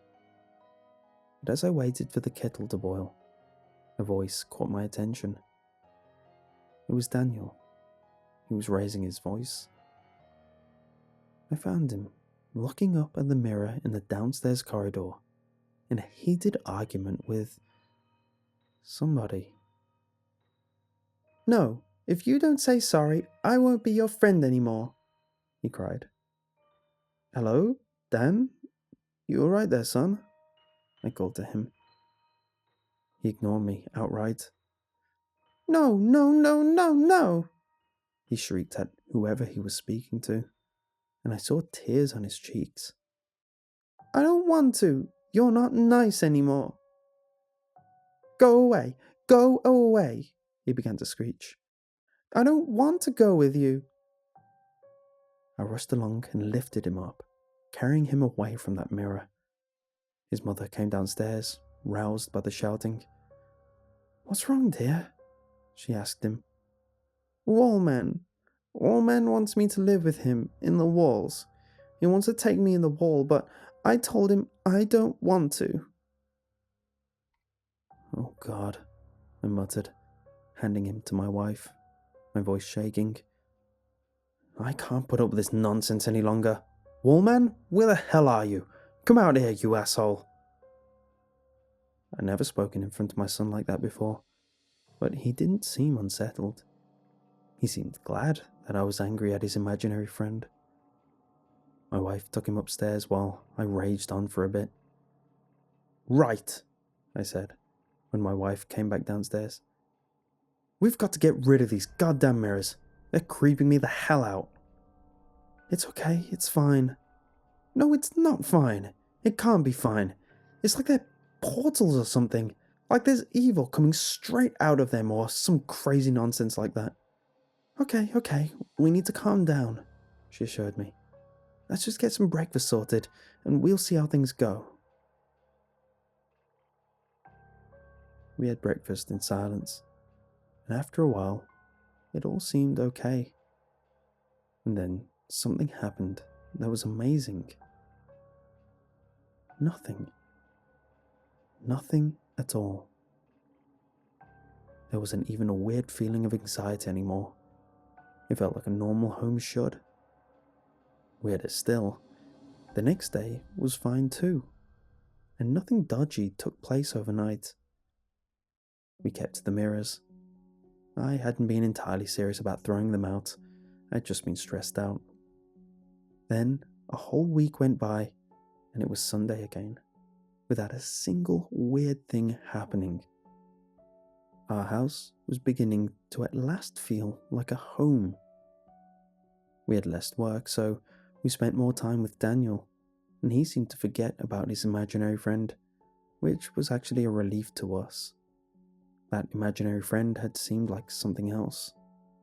It seemed wrong to be coming from the imagination of a 4-year-old. We thought everything was going to be fine. But then, something made us think twice. Yellow mold had started to grow in circular patches around the house. The patches were about the size of footballs, and they gave off a rotten smell. We decided to leave it be for a while, but the patches turned up suddenly in more places, and they were too ugly and stinky to stay. We called in a man to investigate and sort out the mold problem, and while he worked, the 3 of us paid a visit to my parents-in-law. We got a call from the man dealing with the mold at about 8 o'clock in the evening. He sounded troubled, and he told us to come home quickly. We were very agitated throughout the car journey, and when we saw policemen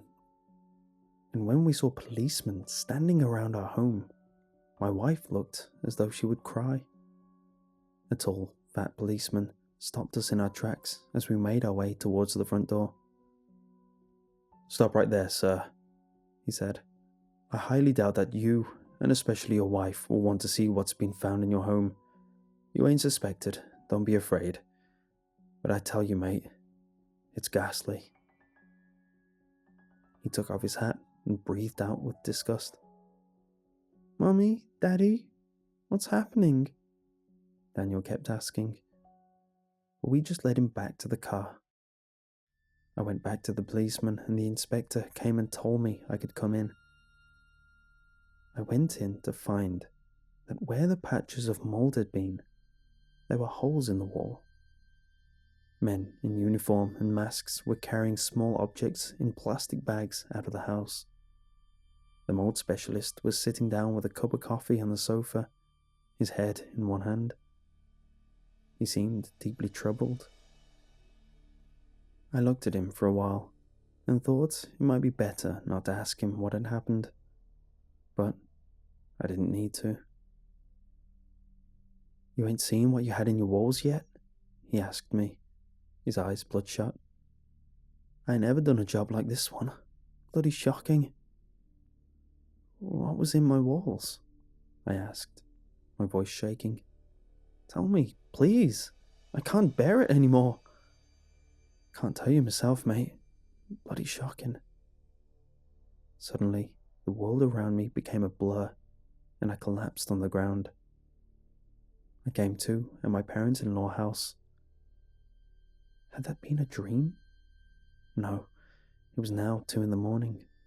My son and my wife were upstairs, they told me. An inspector was waiting to speak to me. "What happened, Inspector? What was there in my house?" I asked, as patiently as I could. "Now, don't take this the wrong way, sir. We're not accusing you of anything. The things we found date back at least a decade, judging by the state they're in." "What did you find?" Then I was told, once I had promised to remain calm, that behind each of the 16 patches of mold, the bones of a small child had been found, curled up inside the walls. The children were all between the ages of 2 and 5, and were recognized as children that had gone missing in the area the past 30 years or so. Now, hearing that shook me about as much as it would shake anybody in my position. There was something else in the walls of that house, something evil, and had things happened differently, it might have taken my son into the wall like those other children. My wife and I still haven't gotten over our experiences in that house, although our son seems to be indifferent to the whole thing. He never got told about the children in the walls, and hopefully he'll never ask, so we won't have to tell him.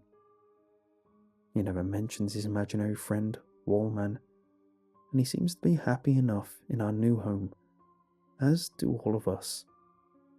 I don't want to tempt fate or anything, but our new place seems just right.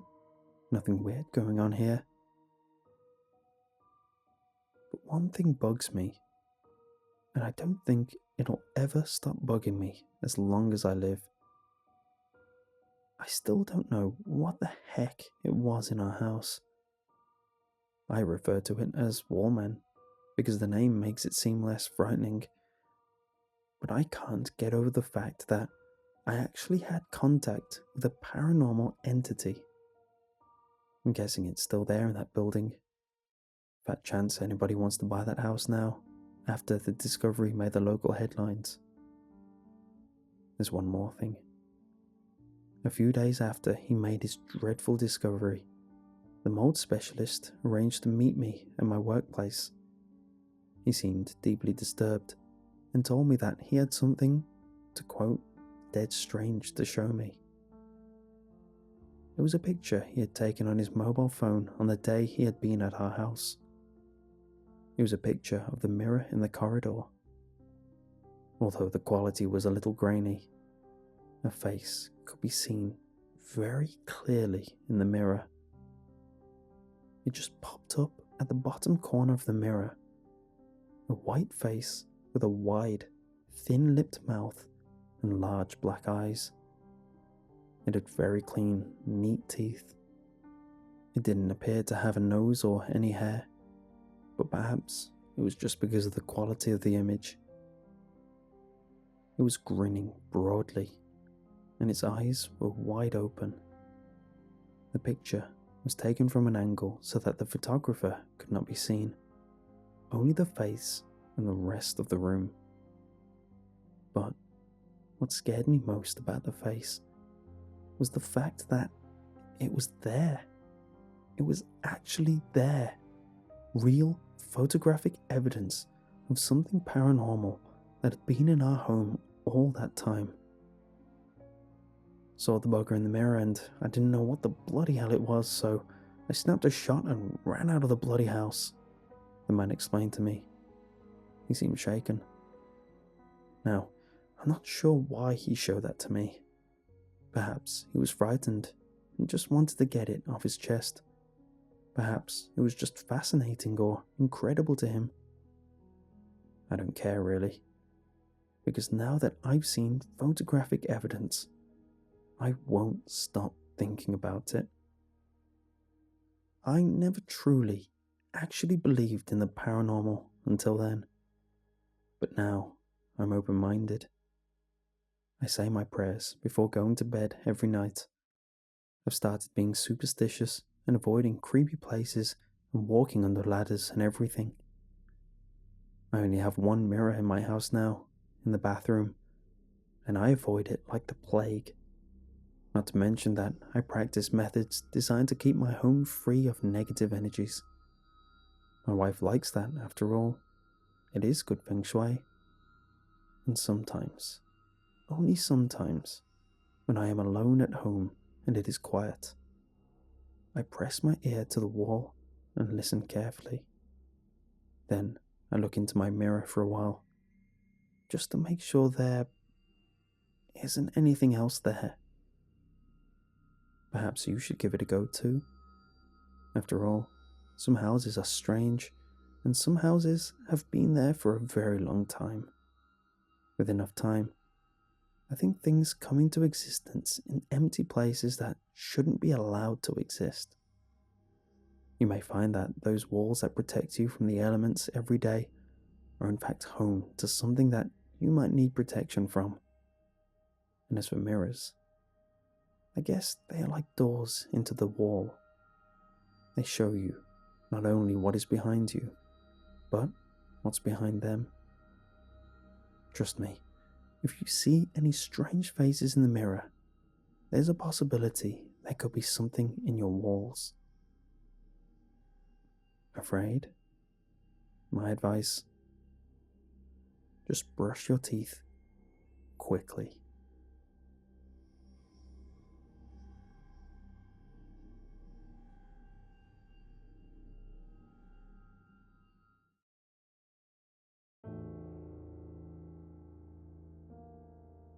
In the 1970s, the city of Perth, Western Australia, experienced an urban sprawl that made its suburbs clamber up and down the coast of the Indian Ocean.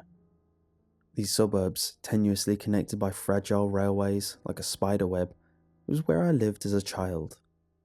These novel infrastructure developments meant that I was isolated to only my hometown, unable to find a reliable way to roam. For that reason, my friends and I would often spend a lot of time at the namesake of our suburb, Lake Joondalup. Our group was a bit of a motley, connected by our own tenuous thread. We all loved to explore the bush, which at that point had yet to be swept aside by the development.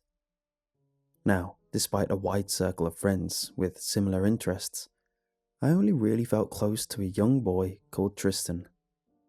He was a large child with a kind manner, and a jagged row of white teeth that contrasted sharply with his dark skin and soft features.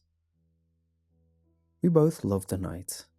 We loved the late evenings where a new world opened up to us around the lake. We would continue to explore the tree-lined banks after most kids went home for dinner. This day, we had been skipping stones across the lake while discussing our short assignment our teacher had set. Tristan, being Aboriginal, had been given the assignment of finding out the meaning of many of the words we had in our day-to-day life that came from the first Australians. "So," I said, tossing another rock into the lake, "what does Joondalup mean?" "I actually know that one." Tristan had picked up a larger rock than usual, and he weighed it in his hand as he thought about the best way to articulate his answer. "It means place of shining or place of white." "No way, that's so lame," I said, with all the seriousness a fifth grader could muster. "You're lame." Tristan ditched the rock at the water beside me, and some of it splashed on my new white socks. I charged at him, trying to avenge myself for the inevitable wrath of my mother. He turned and legged it, with surprising swiftness for such a large boy.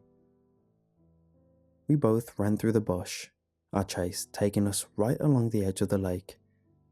The next thing I knew, Tristan, maybe 3 or 4 paces in front of me, tripped.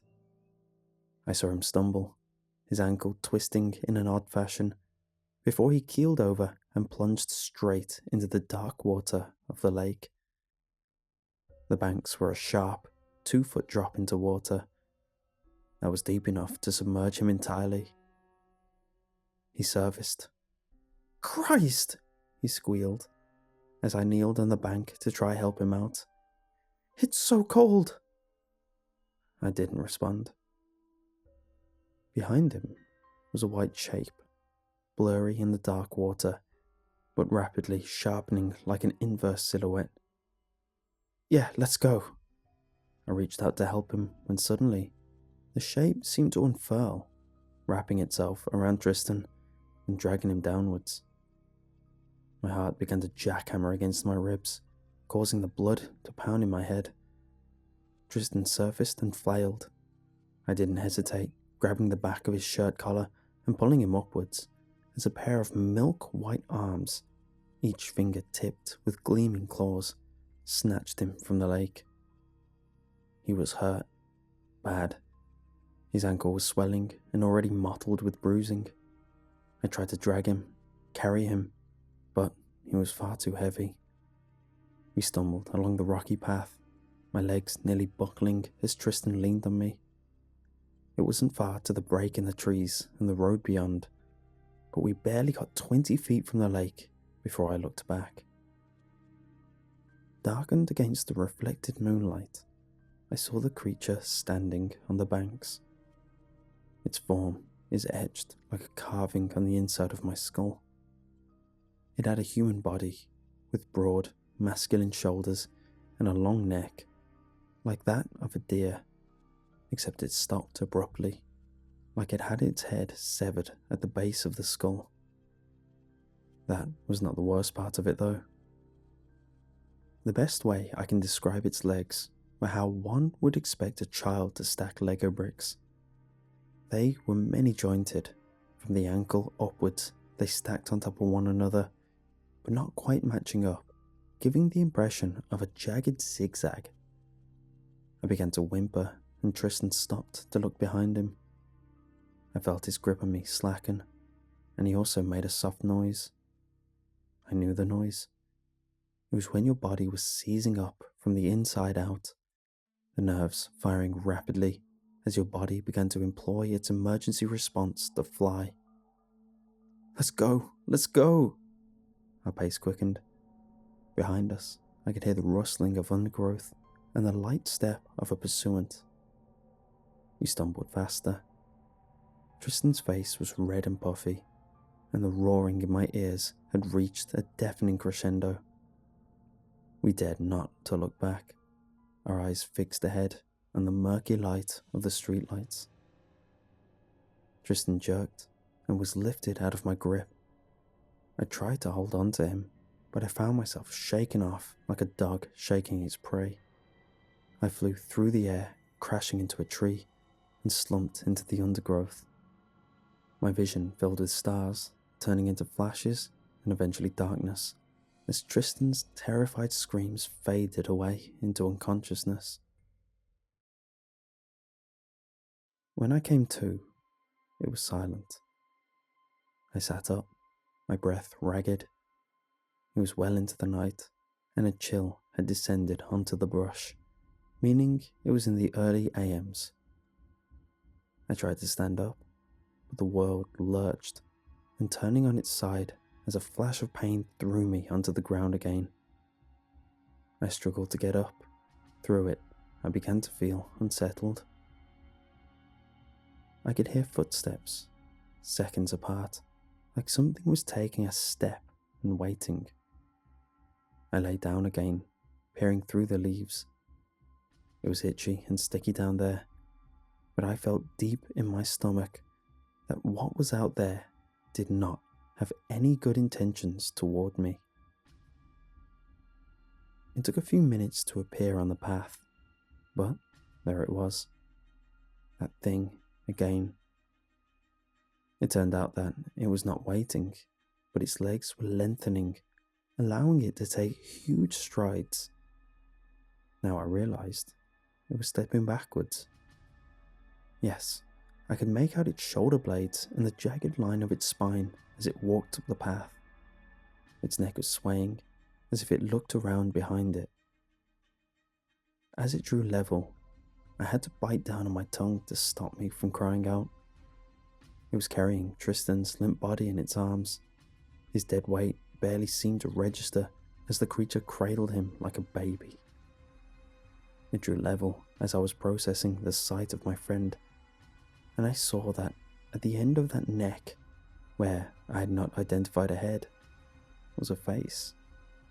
A flat, human face. I squeezed my eyes shut, willing the creature to go away. It walked up and down the path and even through the bush. It passed within feet of me. I could hear the sound of its joints popping as it moved. Its shadow blotted out the moonlight periodically, but it never found me. They found me just after sunup. I was still curled at the base of an ancient white gum, sobbing silently. They nearly missed me as I was obscured by a thicket of some spiny shrub. But there I was, clutching my knees to my chest and whimpering softly. They did not find Tristan, but they found clumps of his hair and scraps of clothing on the undergrowth, at about an adult shoulder height, like he had been carried. I gave a statement to the police and was given therapy. About a week later, a strange whitish scum floated to the surface of the lake, collecting at the banks and coating the water in a horrible film. This scum was found to be human fat. That proved a DNA match to the kidnapping victim, Tristan Cole. The memory faded from my mind. The disappearance was chalked up to a suspected homicide. The vibrant memory became a distant shape, backlit by the moon and reflected off the water. Sometimes my fear would rear its ugly head when I drove past the solid wall of trees that made up the edge of the lake reserve, but it was nothing more than a traumatic event folded away into a corner of my mind. That was until last week, and the thought of the creature was refreshed, given a new coat of fear-inducing detail. Running the local paper, The Weekender, was an article on a new findings in the etymology of the word Joondalup. New research suggested that Joondalup meant place of the creature that can only walk backwards.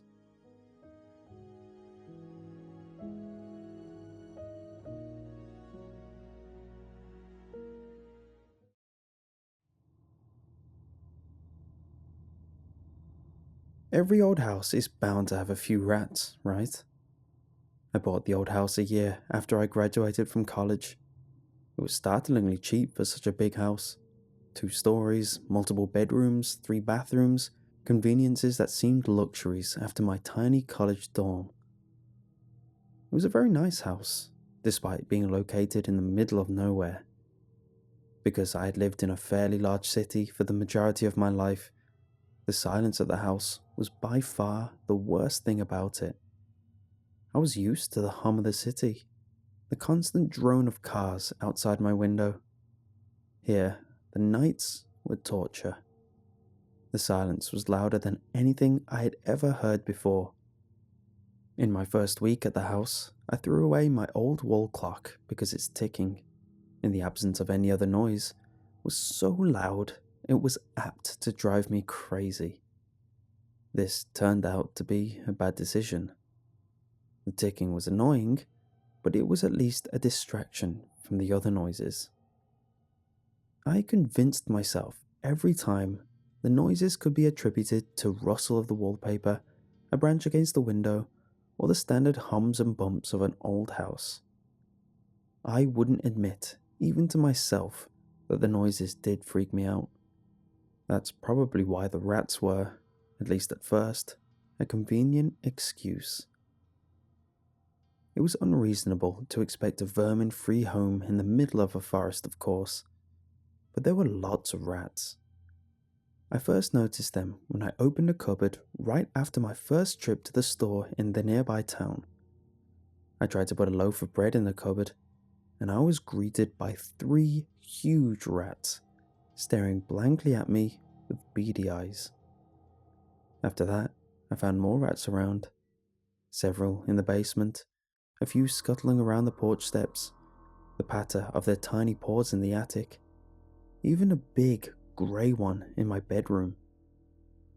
Naturally, I purchased a few rat traps, which seemed to help the problem quite a bit. A few days after, I got a cat too, a small, scraggly creature I bought for $10 in a Walmart parking lot. Soon, my new cat became so efficient at catching the rats that I no longer felt the need to purchase rat traps every few trips to the store. Though I never really liked animals, I began to grow close to the cat. I even started calling him Tom, which I believed to be a suitable name for a cat. It would have been perfectly easy to feel content at that point. I was settling into my new home nicely. Tom was a good cat, and the vermin problem was under control. The only problem was that the noises hadn't stopped.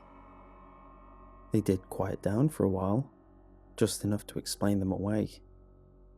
When I heard scratching, I would pat Tom between the ears and tell him he must have missed a rat or two. When I was sure something scraped against the window, it was probably just a limb on the tree outside. Once I thought I heard something moving in the basement, I asked myself what Tom could have been doing down there. Never mind that I had just seen Tom walk into the kitchen. There was always an excuse. Usually, I blamed it on the rats. After a few weeks, Tom wasn't bringing dead rats to the doorstep anymore. I always patted him on the head and told him he'd just had bad luck. I didn't let myself think that the cat had killed all of them. Oh no, then it would be harder to explain the noises. Looking back, I suppose what started it was Tom pawing at the door, wanting out. It was late, and the cat had never wanted out at night before. I assumed he had seen a rat or some small creature outside, so I let him out and went back to bed. Not long after, I heard a relentless scratching noise outside my window. It was a harsh scraping noise, not unlike fingernails on a chalkboard. I turned over and tried to get back to sleep, but the noise continued. Finally, I got up and went to look outside and see what the problem was. Something had its face pressed against the glass. It stayed there for just a second, but the fleeting image was enough. That sight will still haunt my dreams for the rest of my life. Its face was long and as white as bone. It had no eyes, but a red light seemed to burn deep within the pits of its skull. Black veins ran over its head, crisscrossing and bulging. The rest of its body was covered in a thick black fur. Then, it was gone. Once I had enough time to think on it, the creature was made even more horrifying by the fact that my room, and of course my window, were on the house's second floor. After it left, the sheer reek of it finally hit me. The whole night was filled with the smell of the thing, despite the fact it had never entered my home to my knowledge. The smell was sour and rotting, making me want to vomit. I staggered back from the window, petrified by both the sight and the stench. I cupped my hands to my nose, my eyes watering and my legs shaking so hard I could barely stand. I spent the rest of the night locked in my bathroom, a knife clutched in my hand, doubting what I had seen. When morning came, the light gave me the courage to go outside. I remembered that I had left my cat outside and went around the house calling for him.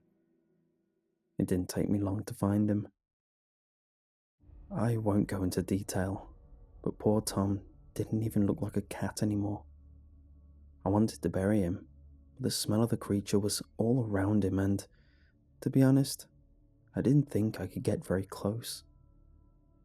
I was scared and I was angry. This thing had killed my cat and taken away any hope of a quiet, safe life here. Not knowing what to do, I went to the police. I wasn't hopeful they would do anything, but I knew I had to try. I was angry with their reactions, though I knew I would have reacted the same way. They didn't offer any help with my problem, and only told me that if I didn't like it, I should sell the house. I drove home in a rage, intent on doing just that. I planned to put the house up for sale that very night. Let some other guy deal with that thing. I never got to my house. The thing was in my driveway. In the light of day, I could see its clawed hands, huge, long paws, with claws the size of my entire hand. It crouched on all fours, and though I was still far away from it, I could make out the expression on its face. I watched as it tilted its head to the side, and I could have sworn it grinned at me. Naturally, I put my car in reverse with the intentions of never returning to that house again. As I drove away, I could hear it scream, loud, almost scarily inhuman. I got a new house and tried my hardest to forget. I didn't tell anyone who would believe me. All I said was that I found a good deal on a house in the city, not untrue, and that the house in the woods was just too quiet for my liking. My new home is close to the city. It's not as quiet here, but it's undeniably more peaceful. I won't deny that I still see that thing in my dreams, but I'm happy here. I got a new cat, one that seems even more friendly than Tom was. I even found a job so I can work nights, so that I never have to fear that thing staring at me in the darkness. I won't deny that sometimes I do hear noises.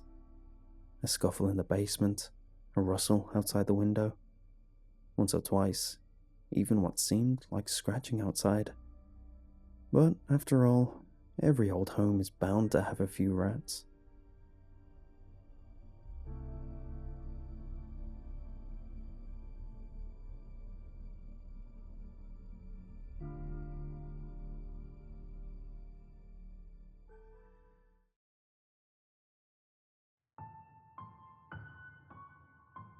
Bored teenagers pick the worst places to hang out.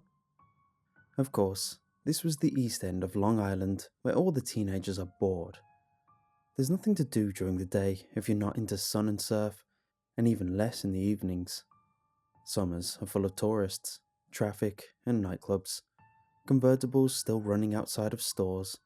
The rest of the year, it's quiet, and in winter, desolate.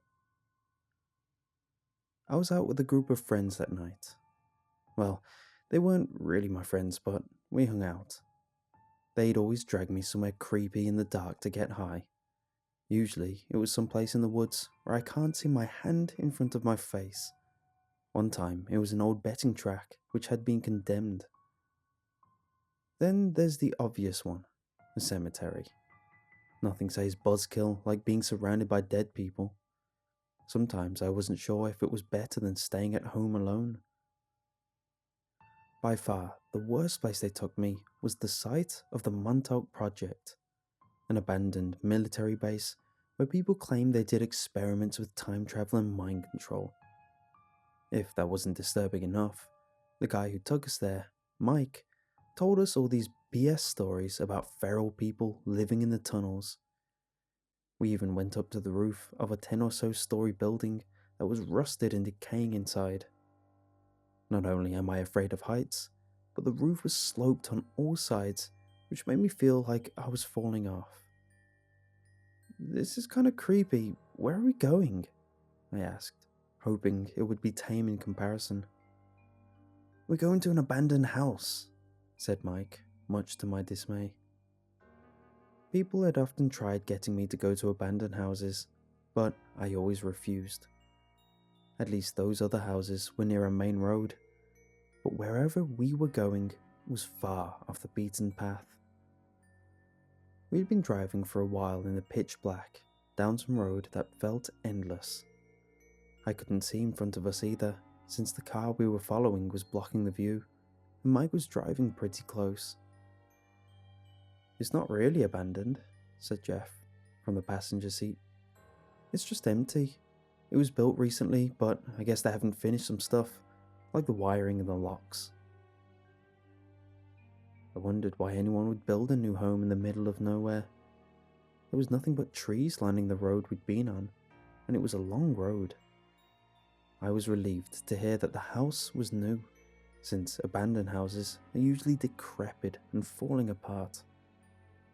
They remind me of places you should never go, places where horrible things lurk in the corners and under creaky floorboards. And let's not forget splintery wood and nails jutting out in all directions, just waiting to pierce drunken teens in the dark. In the back seat with me were two alternative hippie girls. I think it was the first time I'd met them, but I'm not sure. Some people are memorable, while others are just people. Mike and Jeff were probably trying to hook up with them, but I doubted they'd succeed. "Oh my god, this is so cool," one of the girls proclaimed, while the other giggled.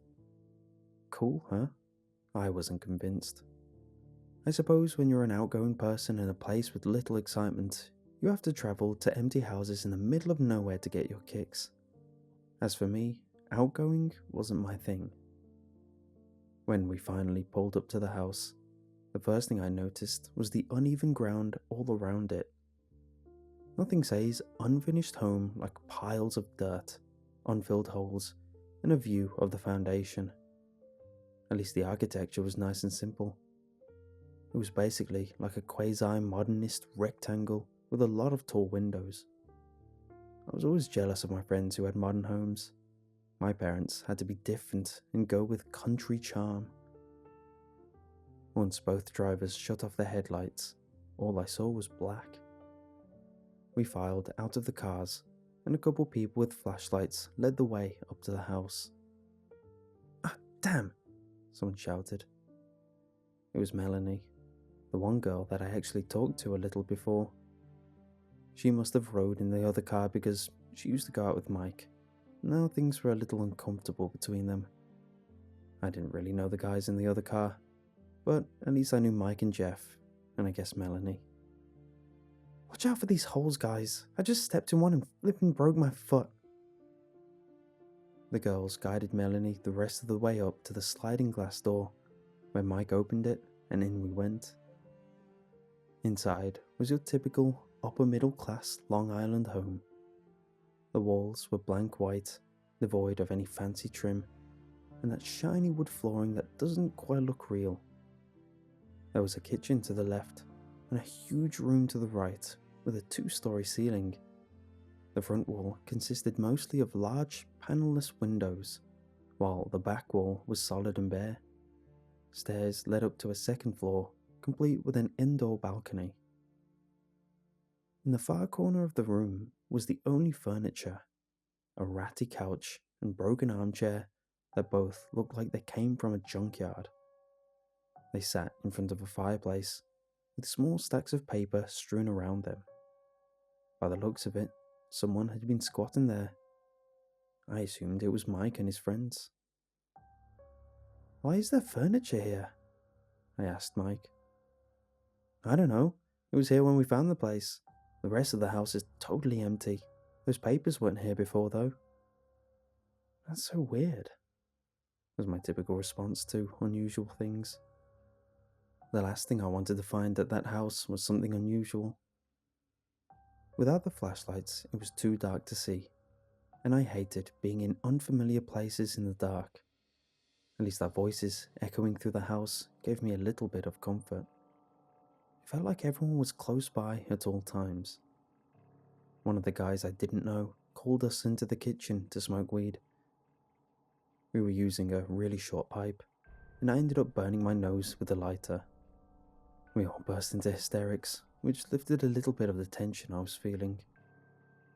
I always seem to do something funny by mistake when hanging out in a group. Perhaps that is why this particular gang of misfits liked having me around. After we lit up, a few of the girls started exploring the house. Intimidated by the darkness, I decided to hang out by the fireplace where Jeff was making a fire. Not having a flashlight made me nervous, and the light from the fire was a fair substitute. I sat in the cruddy armchair, sipping a beer, as Jeff was checking out the papers. "What is all this stuff?" I asked. "I don't know, some kind of medical stuff. Look," he replied, handing me a few sheets. They looked like pages torn from medical journals, diagrams of human anatomy and such. Maybe they were photocopies, but in the dim light of the fire, it was hard to tell. It was odd that someone would bring so many papers to an empty house in the middle of nowhere, especially if it was a squatter. "I figured these would be someone writing a book or something," I said. "That's what I thought.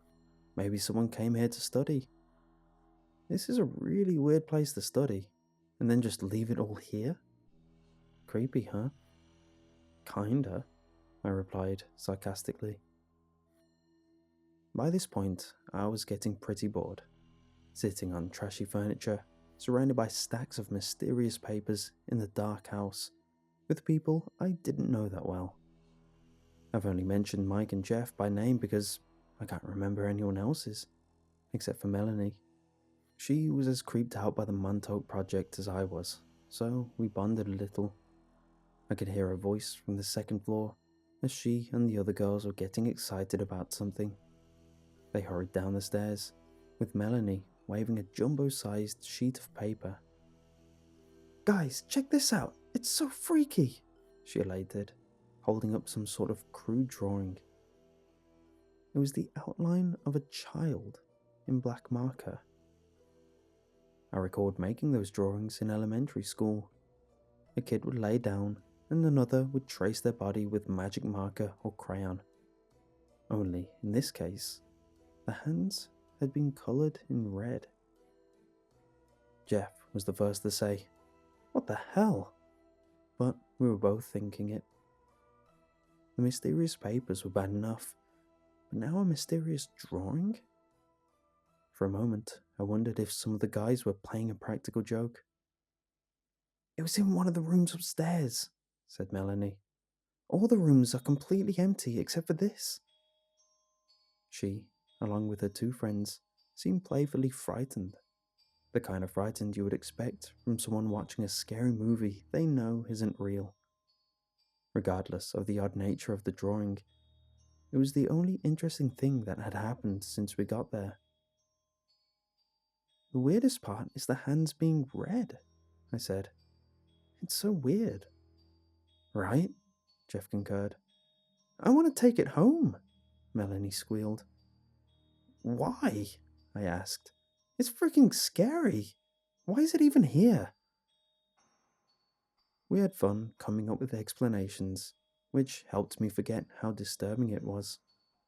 Maybe some kids were hanging out in the house and made it, but we couldn't figure out why they would have brought a huge piece of paper. Then we thought it could have been made in school and someone brought it to the house. Still, none of our theories could eliminate its somewhat sinister presence. Mike and the others came over to see what we were doing. Soon we were all discussing the fate of the drawing. Melanie seemed to like it, but the rest of us were more superstitious. Our excuses for its existence started getting silly, as you might expect from a group of inebriated teenagers. "What if it was made by a ghost? We shouldn't touch it. Maybe there's a ghost of a little kid living here, and that's why no one's moved in yet. Someone probably cut off his hands, and that's why they're red." Once we ran through every ghost story cliche we could think of, we came to the consensus that the drawing would stay. Melanie laid it on the armchair to make it look like it was sitting. The other girls were going up to the roof, and Melanie asked me to come. "I'm afraid of heights, remember?" I was hoping that would be enough to make her leave me alone. Last time we went up on a roof, I swore I would never do it again. "Oh, come on. You've just been sitting here the whole time. Besides, the roof is really cool. You can't fall off unless you try. I gave in and followed her to the second roof. We squeezed through an open window onto the roof where the other girls were smoking a bowl. The middle was flat, surrounded on all sides by upward slants. My fear didn't come into play, which was a pleasant surprise. It was probably the coolest hangout roof I'd ever seen. While the girls and I laughed over nonsense, Melanie walked up one of the slants to a peak so she could look down. "Melanie, don't fall," the girl said, almost in unison. "Oh, shut up, I'm not going to fall," Melanie grumbled, shining her flashlight around. For a minute, she was silent, then asked, "Can someone come here for a sec?" One of the girls went up to join her, and Melanie pointed to an area in front of the house. "Isn't that where we parked?" The five of us went downstairs, and Melanie approached Mike and his friends. "Did you guys move the cars? I didn't see them from the roof." Mike replied with a confused, drawn-out, "No," as he turned to look out the windows. He tried shining a flashlight, but it reflected off the glass. They all went outside and immediately started swearing. The cars weren't in front of the house. After circling the entire perimeter, it was confirmed they were gone. "Are you kidding me?" Mike yelled, his voice disappearing into the sky. I started to wonder again if some kind of joke was being played. Maybe one of the guys moved the cars down the road and then walked back, just to freak everyone out. No one heard them start up though. "Okay, who moved the cars?" the other driver asked. I hadn't had much contact with him, and he seemed a little high-strung, so I was slightly freaked out by the possibility that he might be aggressive. "I didn't, did you?" Mike said, looking at Jeff. "No, dude, I would move your car, let alone both of them." "Seriously, guys, this isn't cute," the guy said. "I want to know if someone stole my damn car, or if you guys are playing a damn joke." I could tell this guy wasn't going to put up with any shenanigans. Mike and Jeff were a little caught off guard that they were being accused. Someone suggested to do a pocket check, and it turned out they still had the keys to both vehicles. "This doesn't make any sense," said Jeff, as we all started murmuring. This time, it wasn't any fun trying to figure out the mystery. How did two cars just disappear? The girls were crying now. Well, not Melanie. The guys were cursing up a storm, especially the driver of the second car. I've decided to dub him Angry Guy. Not that his anger wasn't justified. It was just his most prominent trait.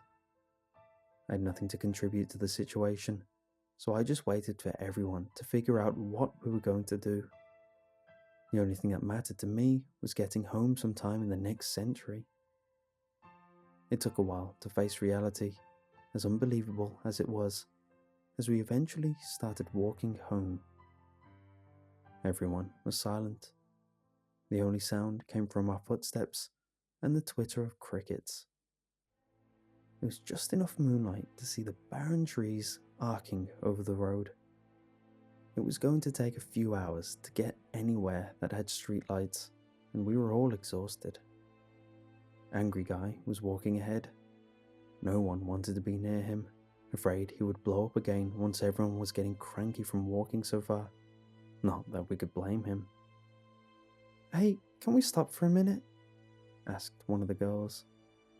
We collectively agreed it was a good idea, even though we had only been walking for about 20 minutes. There was a sense of denial that we were still so far from home. Jeff packed a bowl and we passed it around. As everyone waited for their turn on the cipher, we talked about what to do when we got home. Jeff suggested going to the police, as if that wasn't obvious. Mike started spewing some crap about how he knew people who could track down the cars, like they were the A-team or something. Angry Guy didn't say anything. I just wanted to go home. Did everyone get a hit?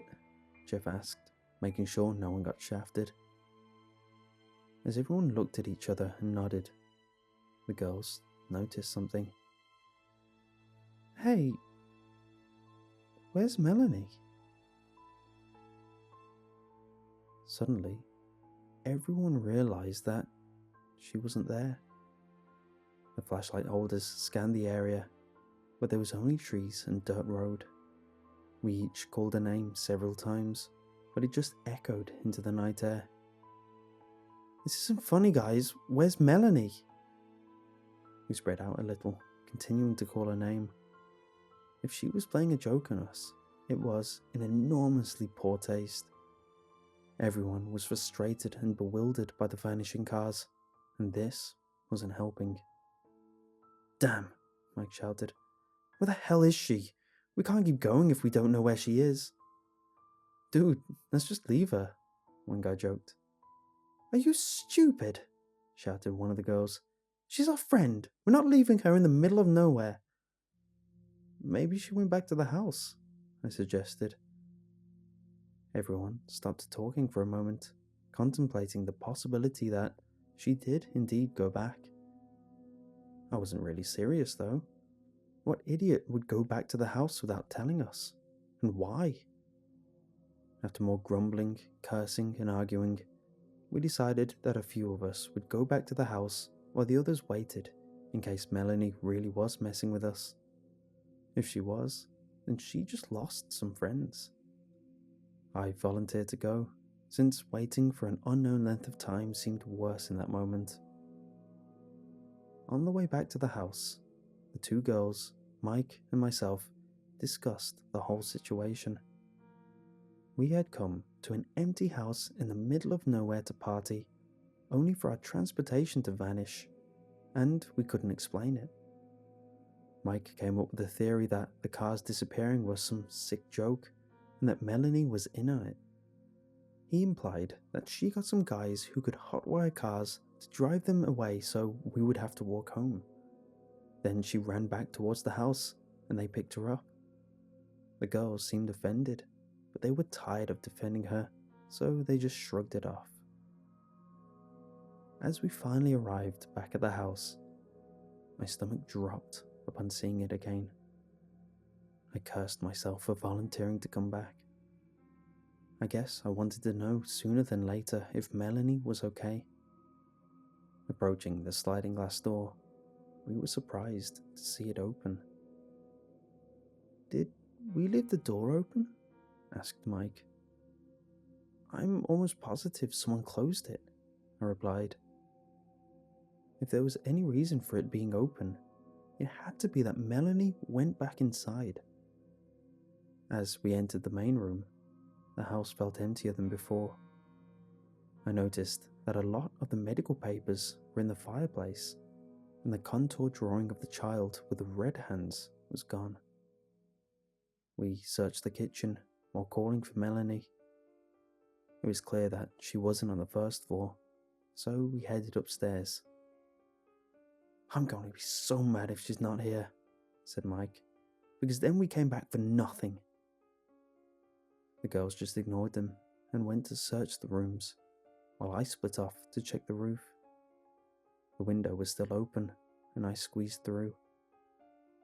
If I expected her to be anywhere, it was here. The roof was empty and silent, with a gentle breeze blowing. I could almost see over the treetops, which made me feel stronger than my fear of the dark forests. For a moment, I forgot that we were looking for Melanie, until I heard the girls panicking inside. I quickly squeezed back through the window and ran to see what was up. Mike and the girls were looking at something in one of the empty rooms. What happened? I asked. Mike shone a flashlight at a spot on the floor. Reluctantly, I approached and looked down as the girls gripped each other, sobbing. There were 2 jumbo-sized sheets of paper, taped together to make one larger sheet. Drawn in marker was the outline of a girl, with only the hands coloured in red.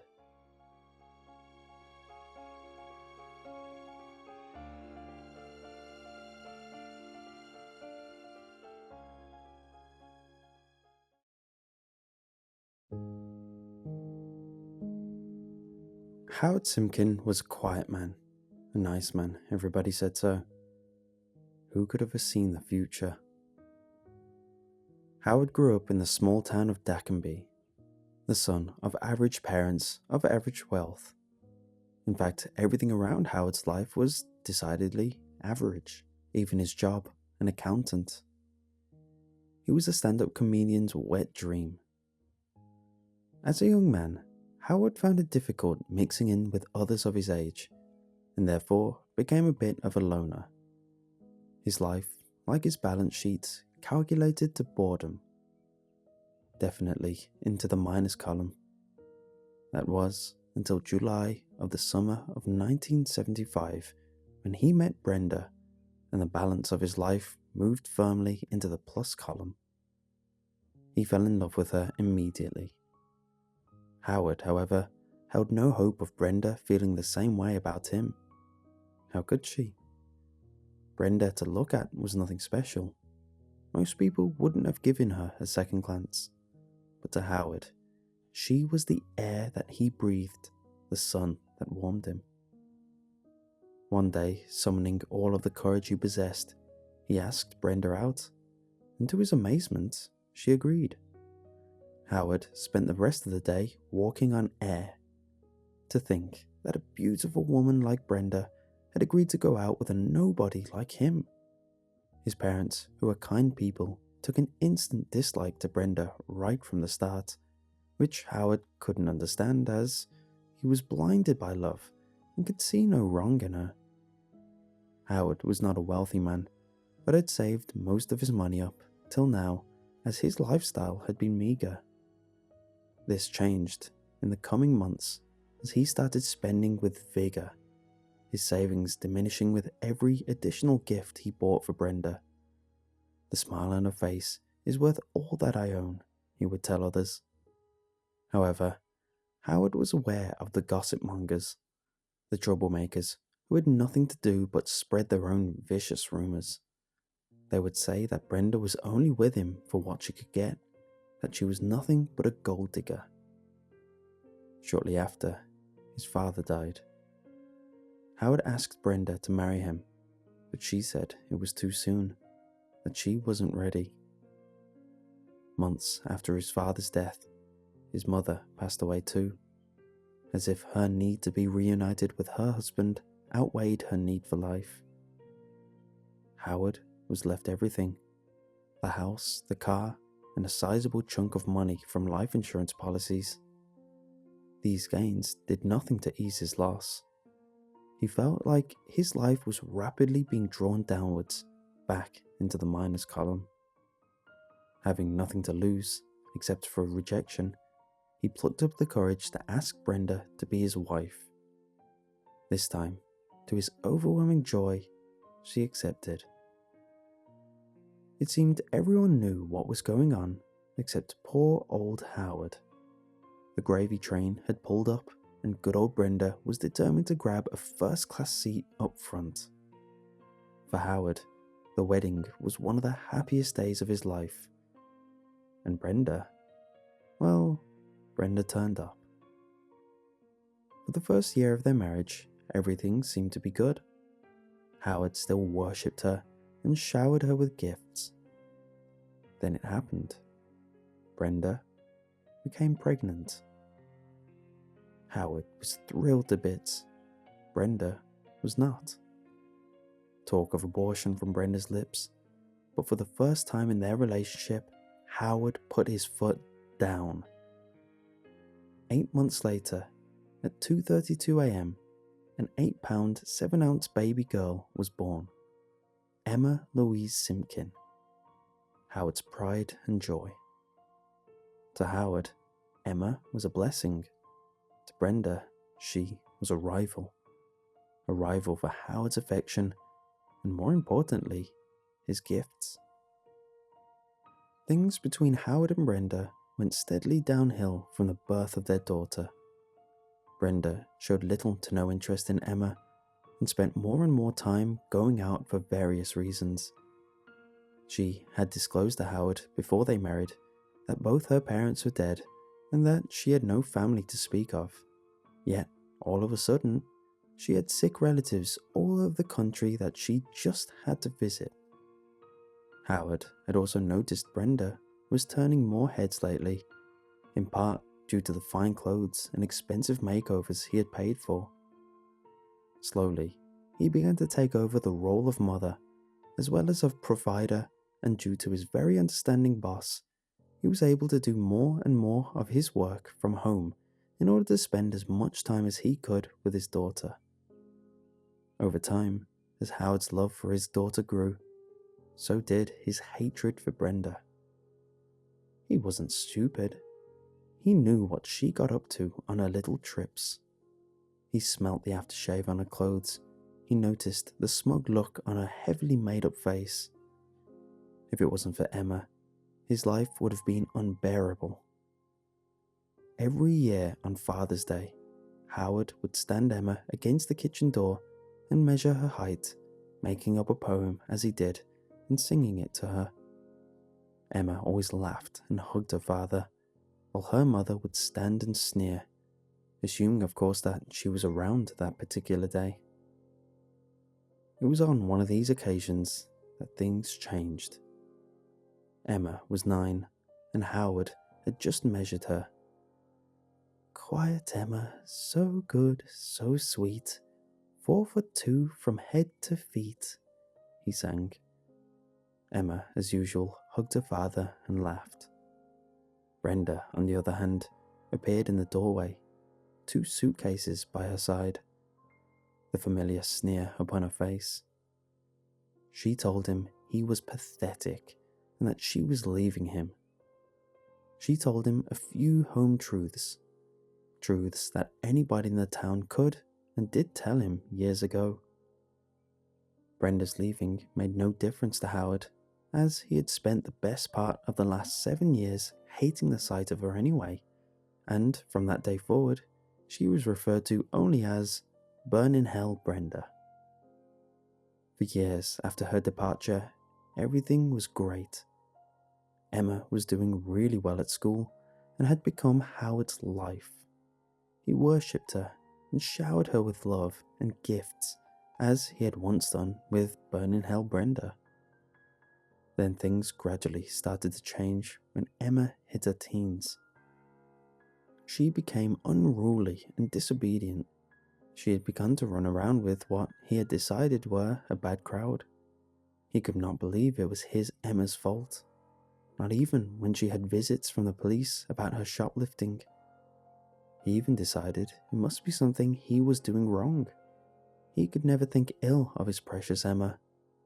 She would scream obscenities at him and show him the finger, but he still thought it was his doing.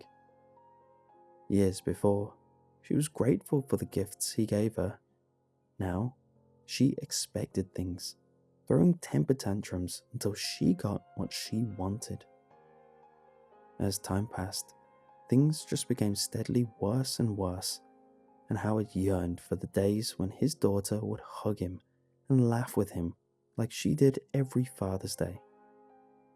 Time passed, and he began to realize he could no longer blame others, not even himself, for Emma's behavior.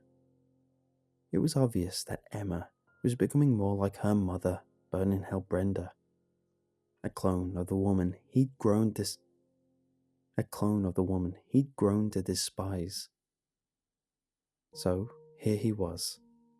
Another year had passed around, and again it was Father's Day. Howard checked the temperature of the water in the bowl, and, draping the flannel over the edge, picked it up. Making his way upstairs, he shouldered open the door to Emma's room, walked over to the chair next to the bed, and sat down. After wetting and wringing out the flannel, Howard began to gently bathe the stumps just below the knees where Emma's legs had once been. the legs that ran with a bad crowd. He then began to bathe just below the elbows, where the arms and hands had been, the hands that had given him the finger. As he bathed her, he looked into Emma's eyes to see if there was any gratitude there. Her eyes had become a lot more expressive since the removal of her tongue, the tongue that had screamed profanities at him. All Howard saw were the cold eyes of burning hell Brenda staring back at him sneerfully. Draping the flannel over the bowl, Howard stood up and reached into his pocket, withdrew a measuring tape. Bending over Emma's dismembered torso, he began to measure her, smiled, straightened up, and began to sing. Daddy's little sugar lump, 4'2" from head to stump. At this point, Howard was sure he saw laughter in Emma's eyes. The hug was missing, but he thought, you can't have everything.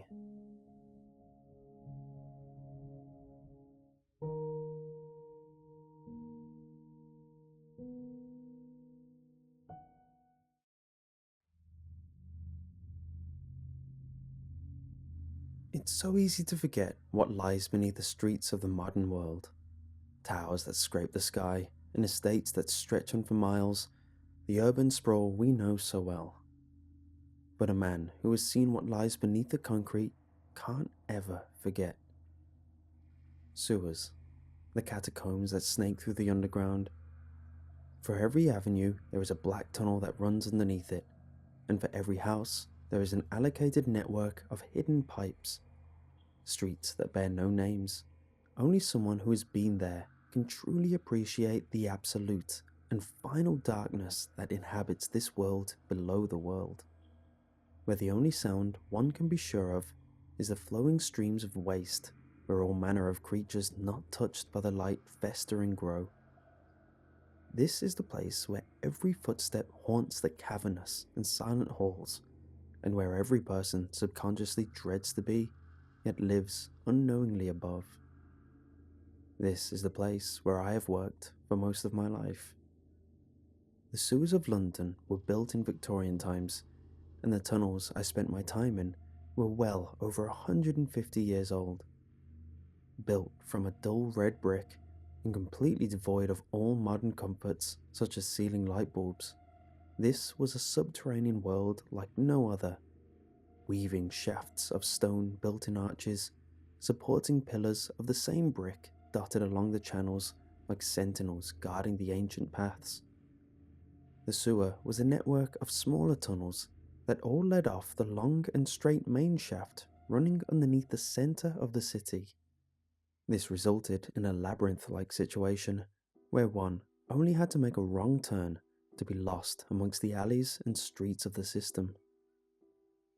There were vertical pipes cut into the ceiling that led to the grates you see on the sides of roads, put there to drain excess rainwater, but any light that attempted to enter through these was soon dispersed and beat back out of the sewer. This resulted, of course, in an almost pitch-black environment, as the only light present was the frightened white beam that struggled from the lamp on our hard hats. One of the company rules was that nobody could enter the sewers alone, so I always did my rounds with a friend and a colleague of mine, Oscar, or Oz for short. For 9 years, Oz and I traversed the maze together, fixing leaks, directing waste flow, and we became pretty good friends over this period. We drank together on weekends and regularly watched football games since we both had the same team. But the heaviness of the sewers made it hard to crack jokes or make decent conversation, so most of our work was done in silence. Silence was what predominantly made the sewers so unnerving. If you dropped a tool, you would hold your breath as the metallic clang charged through the tunnels. You would look into the dark and half expect to see some unearthly fiend come crawling towards you, curious as to what had disturbed its quiet. But worse than this was hearing a sound you didn't make. Over my time in the sewers, I always thought I could hear some kind of scuttling just behind the walls. Not like something was trying to claw its way out, but like it was moving around, just living. I always put these occurrences down to the silence playing tricks on me, but I can never shake the thought that there was more to the sewers than just an eerie feeling. But how could I forget the smell? It never frightened me in the same way that darkness or silence did, but it was always there. The unmistakable stench of human waste clinging to you always. It made the air heavy and clogged your nostrils and throat. However, the reason I record this is to document the occurrences of the 14th of June, year 2014. Oz and I were heading down into the sewers for the daily inspection. We had been down there for around 3 hours when we came across a damaged wall, a few turns off the main tunnel along a minor shaft. The section of the wall had fallen in, almost as if it had been pushed from the outside. Not a particularly strange occurrence since sections of the walls were always crumbling apart. The bricks had fallen but remained intact, so I thought it would be an easy fix. I sent Oz away to the closest storeroom to return with a cement filler to reseal the wall with. I began to stack the bricks back under the hole, staring at the void behind. There seemed to be quite a large space there, which was unexpected since I'd always believed that it was solid earth behind these walls. But I disregarded it as a small enclave of the rock and continued piling the bricks. But I could not disregard what happened next. I heard the scuffling again, just a small scraping sound resonating from inside the void. I put down the bricks and listened. It lasted for about 30 seconds and then stopped. I was motionless and the air seemed to press down on me. Slowly, I built back my confidence and began once again to carefully stack the bricks. The knocking of the stones was a whimper that cut the atmosphere. At this point in time, two things happened. Firstly, I saw something. It was undeniably a face. It lifted its head from behind the wall and stared through the hole face to face with me. It made a sound. Shuddering noises that sounded like a foreign language, but spoken in a way completely unlike any voice I'd heard. Next, my light cut out. I jerked backwards, fumbling for my spare batteries in the utter darkness. Images of the creature raced through my mind. It was not a face unlike a human, the same shape and size, but it was bald and lacked any sort of eyebrows. Its skin was pulled taut on its cheekbones, and it was pale. Not pale as in the snowy white pale, but as in monochrome grey, bordering on a sickly purple, almost translucent in its lack of colour, laced with dark veins. But its eyes were what caused me to panic. Small and pale they were, lacking any distinguishable pupils, and filled with an empty and frightening aura. The scuffling was back, but now it was more like a heavy thumping. It came from all around me, like 1,000 other creatures were beating their spindly hands against the brick. I abandoned my search for the batteries and instead ran back through the shaft, sticking close to the damp wall. I turned the first corner and was blinded by the light atop Oscar's helmet. He had come back from his journey to the storeroom when he heard the pounding, which was now resonating from behind me, smashing the silence like a hammer against the anvil. I knew well that the exit we took was down past the hole, yet the thought of going back that way was too much to bear with only one lamp. I checked my pack, only to find it gone, loosened from my belt when I had fallen at the hole probably. Oz was staring wide-eyed at the passage behind me, and when I turned, I could see why. The creature must have attracted attention, because the passage was filled with them, crawling and shambling towards us. By the light of Oz's torch, we could see them clearly. They were human-sized and all looked very much the same. Lanky limbs and pale skin with those small eyes piercing the gloom. I felt sick at the sight of them, but there was no hesitation. We both turned and went quickly towards the main tunnel, which we knew would eventually lead us towards an exit if we followed the waste flow upstream. In the glances he stole backwards, I could see that Oz had wide eyes, his shallow breathing drowned out by our footsteps. On we went, pursued by the beings now wailing and screaming their protest at our presence. I was now breathing rapidly too as I followed Oz, leading the way with his torch, rambling under his breath as we went, swearing and trying to think about what sort of animal these things could be. But we both know these were no animals. We continued down the passage, blackness behind me and a feeble, dying light ahead. We dare not run, not wanting to provoke the creatures into a full-speed chase. By this point, we had been working down in the tunnels for what must have been just under 4 hours. The life of a cell powering a high-wattage headlamp was only about 3.5. The torch began dimming rapidly as we quickened our pace. It finally gutted out, and all light was gone from our world. The blackness seemed to amplify the sounds coming from behind us. The ensemble in our pursuit was still there. With no time for a battery change, Oz decided to take out his Zippo lighter. Open flames were not permitted in the sewers due to the volatile gases, such as methane, being potentially present. But a gas explosion would be a welcome relief from our current situation. With a flickering light to guide us, we continued to move along the arched tunnel. A stolen glance behind me revealed the direness of our predicament, as I was met with an army of small, white eyes, still steadily pacing after us. Oz stopped. I ground to a halt and was met with a horrifying sight. Red bricks barred our way as a dead end presented itself. We had taken a wrong turn somewhere down the line, veered off into one of the many shafts on the left or right of the main tunnel. I turned, my back to the wall. The eyes came closer, but slowed and eventually stopped. Just outside of the lighter's glow they stood, both of us staring each other down.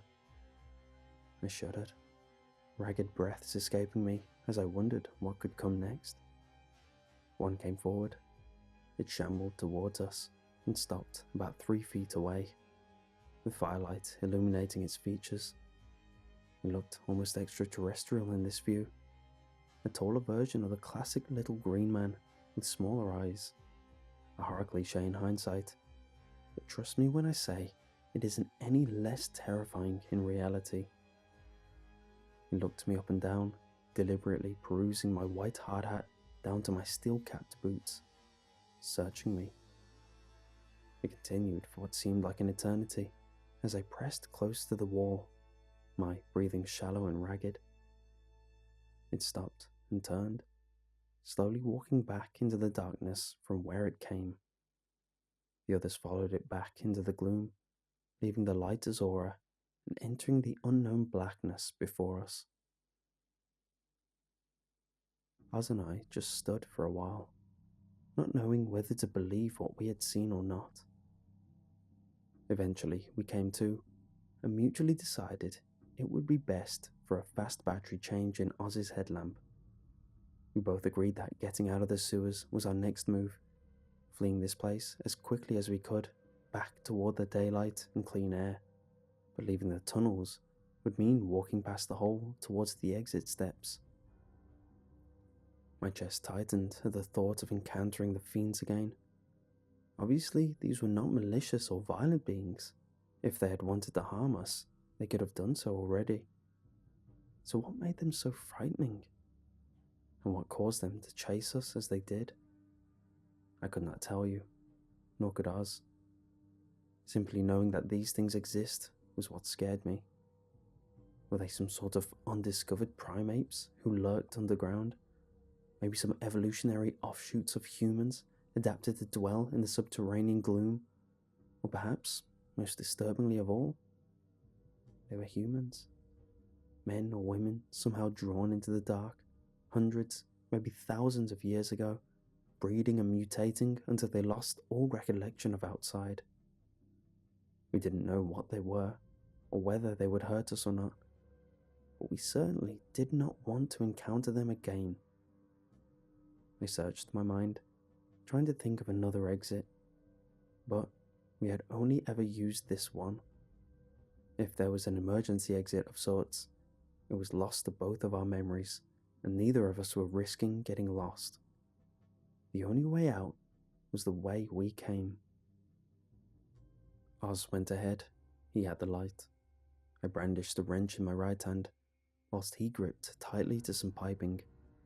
Feeble weapons if the creatures decided to attack, but better than our fists. The walk back revealed how far the things had chased us, and both of us became wary where we were exactly. We kept walking back through the tunnels, trying our best to retrace our steps.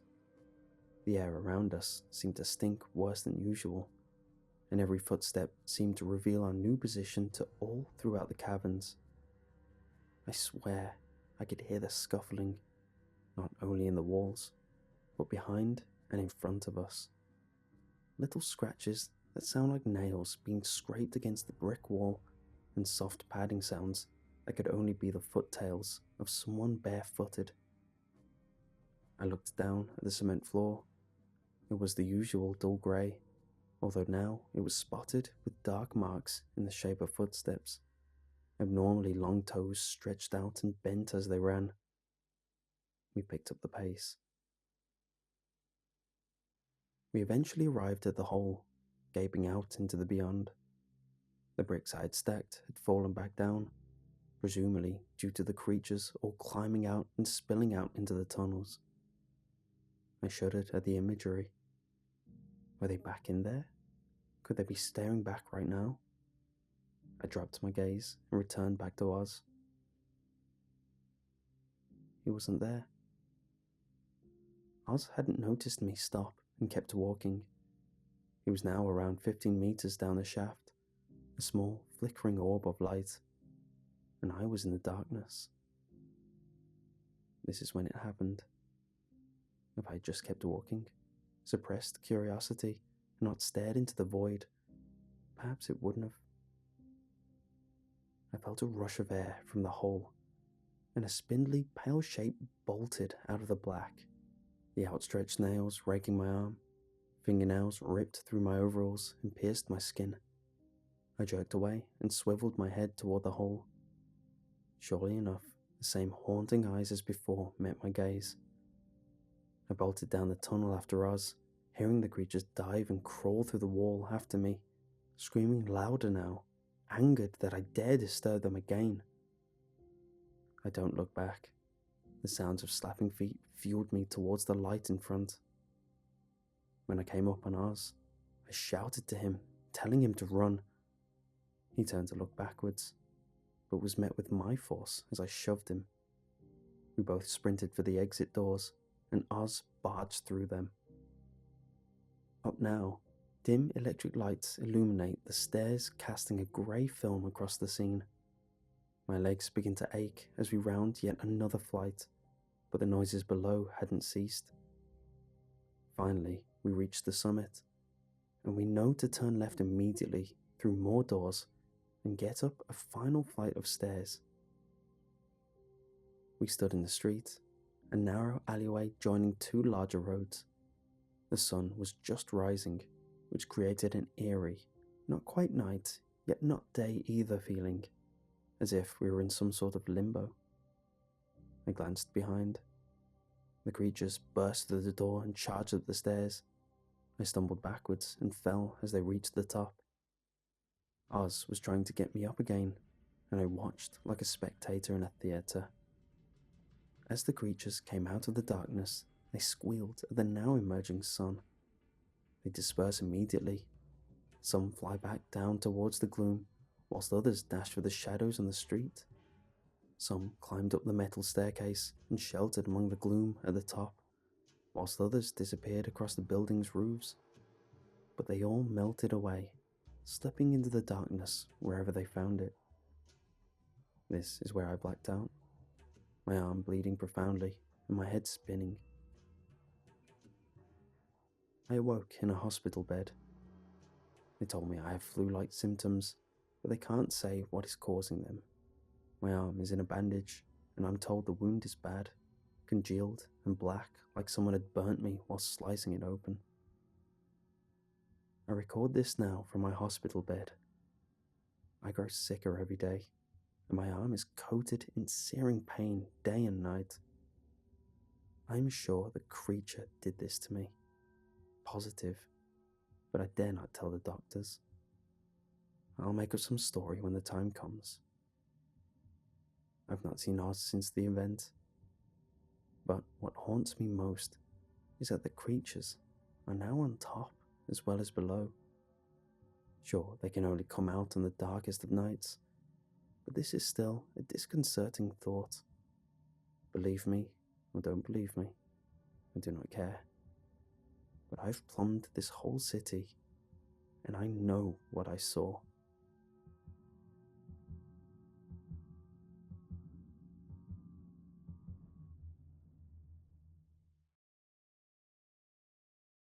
David? I'm an alien.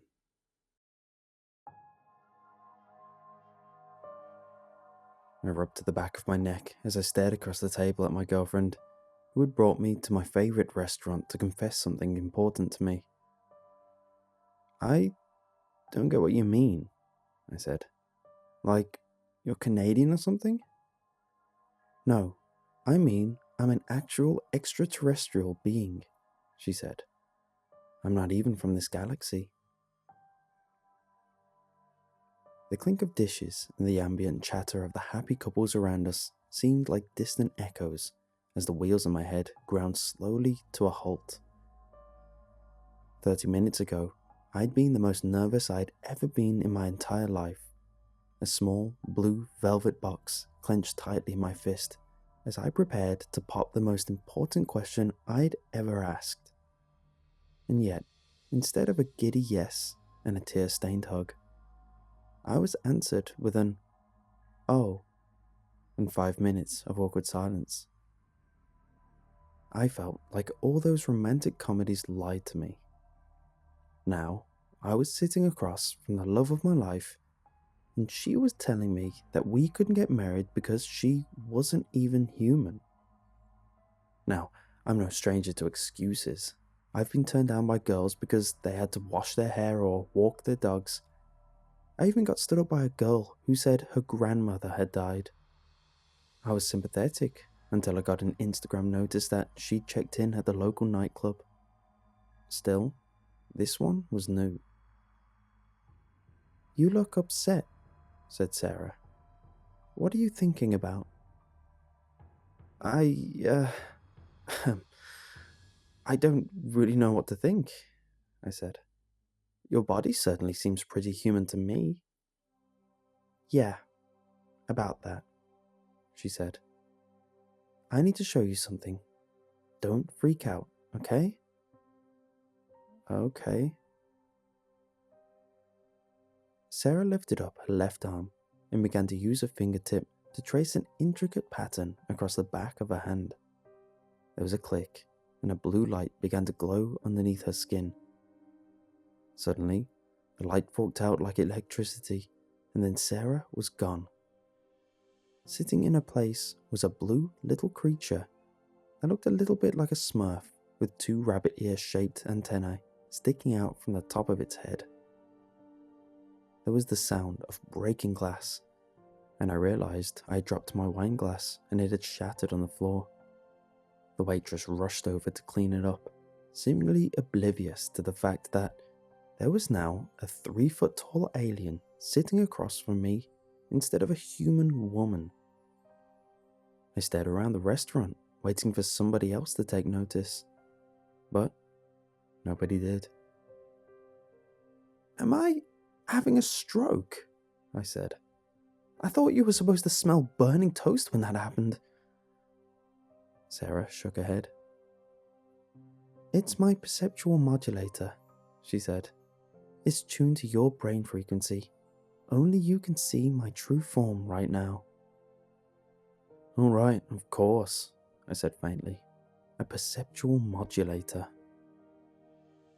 I reached for my glass of wine, only to remember that it had shattered moments ago. You're not freaking out, are you? Asked Sarah. I thought about her question for a moment. I probably should have been freaking out, but it seemed more like my brain had totally ceased all function. No, I said, reaching again for a non-existent glass of wine. Good, she replied, because I have a confession to make. You mean to say that your confession isn't that you're an alien? I asked. I'm afraid it's worse than that, said Sarah. She nudged her glass of red wine across the table to me, and I downed it in a gulp. All right, I said. I'm ready. Sarah bit a lip and swayed nervously in a chair. Well, she began. I kind of, eat people. You eat people? I asked, reaching for the bottle this time. Yes, she said. But not whole people, just the brains. I tipped the bottle to pour myself another glass, thought better of it, and downed the whole bottle instead. I coughed as the last bit of bitter taste hit my throat and then wiped the wine stain from my lips. So, to recap, I said, you're an alien who can only survive by eating human brains. What? Said Sarah. No, I can survive off human food. Brains are more like a delicacy. Oh. There was a moment of awkward silence in which Sarah bit her lip and stared at the floor. But it's not like I'm a bad person, she said. I only eat bad people. Do you remember your neighbour, Mr. Wallows, that tried to poison your dog?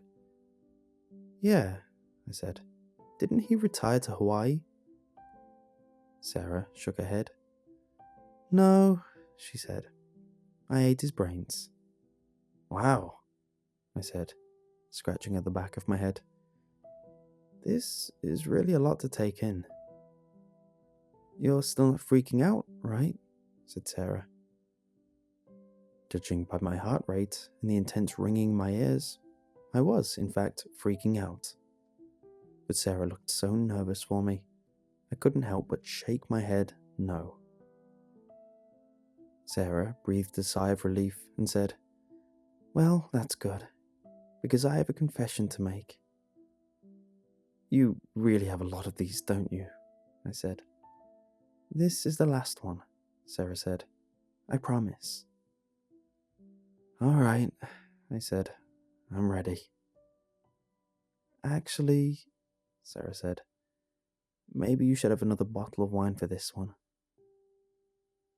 She reached down into her purse and pulled out my favourite wine, uncorked it, and slid it across the table to me. I upended the bottle into my mouth, and 10 seconds later, it was gone. All right, I said, beginning to slur. Hit me. Well, Sarah said, failing for the first time to meet my eyes. You know how I insisted we come here on our first date?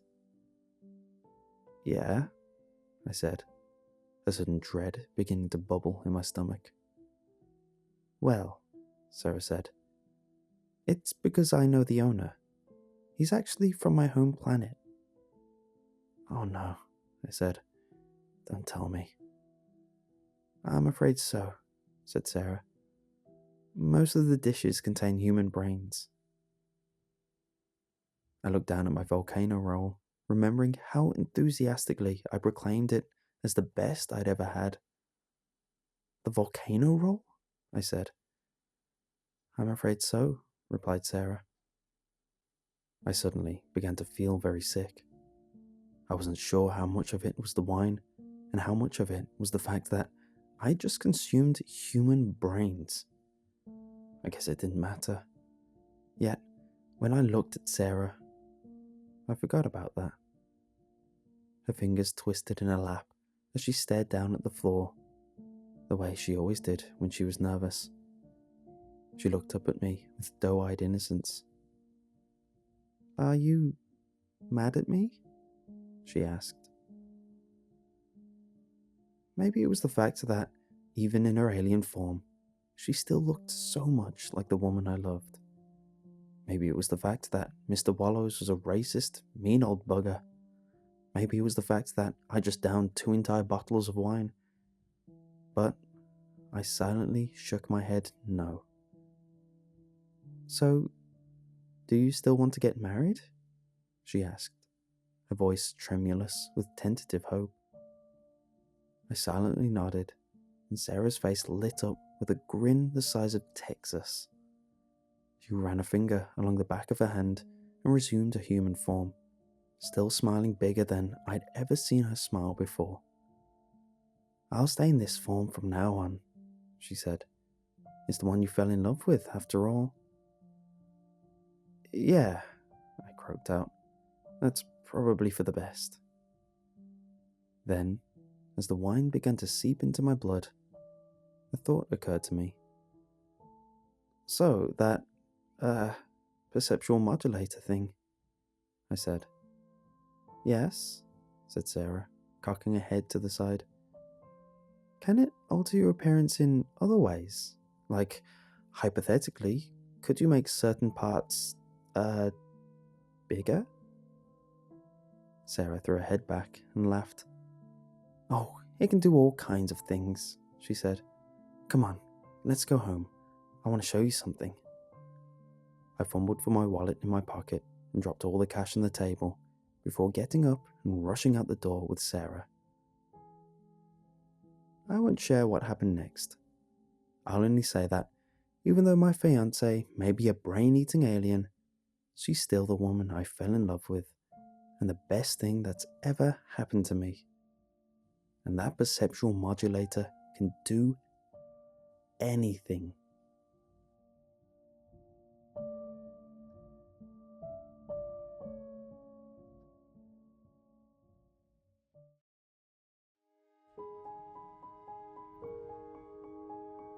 I've had this job delivering hot meals to the elderly. Some folks were wheelchair bound, some a bit of dementia, some had their licenses taken away, or at least knew they shouldn't be driving. I'd usually stay and chat for a bit, which was expected since most of our clients had no one left to talk to. The company was almost as important as the food. One woman in particular I got to know pretty well. Mrs. Birmingham was a delight. She had this adorable little smile that would light up the room, as they say. A petite thing she was. She must have been less than 5 feet tall. She was one of those little old ladies you just want to scoop up and put in your back pocket. It was unfortunate that she didn't have anyone to take care of her. At least she had something to look forward to every day. My favourite thing about Mrs. Birmingham was the way she'd tell a story. She really knew how to grab your attention and pique your curiosity. Her inflection, her lack of hesitation, the passion she felt for the life she'd led. She'd weave tales of grand romance, family struggles, women's suffrage. I'm sure a lot of it wasn't true considering her mind was going, but the way she spoke could make anything seem possible. And her voice, so delicate and soothing. I thought nothing could avert my attention from her daily anecdotes. That is, until I saw a tear in the wallpaper. Her home was oddly pristine. I couldn't understand how an 85-year-old woman kept everything so perfect. It was more than just clean and neat. Nothing was damaged or worn or faded. So then why? Why was there a tear in the wallpaper? Just a little tear about an inch long and a centimetre wide. begging to be yanked by some naughty, careless child. I'm not sure how it got there or when. It could have appeared sometime since I started delivering meals, or maybe it was there all along. Either way, it bothered me. A lot. If someone was keeping her house all neat and tidy, why couldn't they mend the wallpaper? Was it not important? Why bother with the upkeep if you're not going to do a proper job? The logic seems a bit flawed now, but at the time, I was too obsessed to realize how unreasonable it sounded. So the wallpaper was ripped. Big deal, right? About 2 months had passed since I first noticed the tear, and it was apparent that no one was going to fix it. None of my business, that's what it was, but trying to ignore it became a chore. Mrs. Birmingham would be deep into one of her elaborate tales, and I would just stare at the tear. Did I ever tell you when I dated Neil Armstrong? Not this week, I thought. The story changed every time, though. That was half the fun, really. But one day, I guess I just stopped paying attention. What is it, dear? She asked me. What are you looking at? That, I said flatly, pointing to the wall behind her. She backed up her wheelchair and turned. Yes, what is it? That rip. It's been bugging me. Why don't you get it fixed? She wheeled a little closer to the wall and squinted. I'm sorry, dear. My eyes aren't so good. I'm lucky I recognize who's coming through the door, though I always know it's you by the wonderful aromas. I got sick of looking at that damn thing, so I did a little redecorating. There was this ugly horse painting in the hallway that I figured I could use to cover it up. What are you doing with that, dear? Asked Mrs. Birmingham. I convinced her that the horse was lonely out in the hallway. She giggled and said it was a fine idea. It looked like the perfect solution, except that I'd have to put a nail in the wall. Seemed counterproductive. Oh, don't worry about it, she assured me. These old walls have plenty of holes. Now I knew she was going blind. Sometime during my off day, the painting disappeared. I asked what happened to it. What happened to what, dear? She replied. Not only was the painting gone, but so was the hole I'd made with the nail.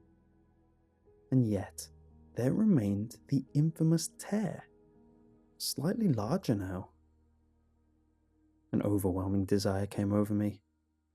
I wanted so badly to grab and pull, but I figured Mrs. B would have a heart attack. I think we've all been there before. You see a dangling thread or a hair out of place, and you just want to yank it, right? I don't feel I'm unique in that respect.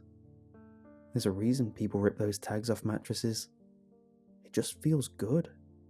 Or maybe it's like OCD or something. I bet most people who saw how that little piece was just reaching out for someone to liberate it wouldn't have been able to resist as long as I did. I tried other ways to cover it up, like moving a bookshelf in front of it. Someone moved it back. If Mrs. B didn't have any family to cook meals for her, then who the hell was interfering? Someone had to be doing maintenance on that place, but when I asked her about it, she said, Oh, I don't know. People come and go. They're not all as nice as you, dear.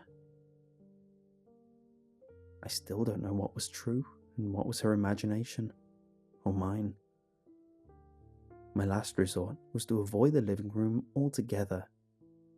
That went well at first, until I started hearing these faint sounds, like someone slowly tearing a sheet of paper, coming from just within earshot.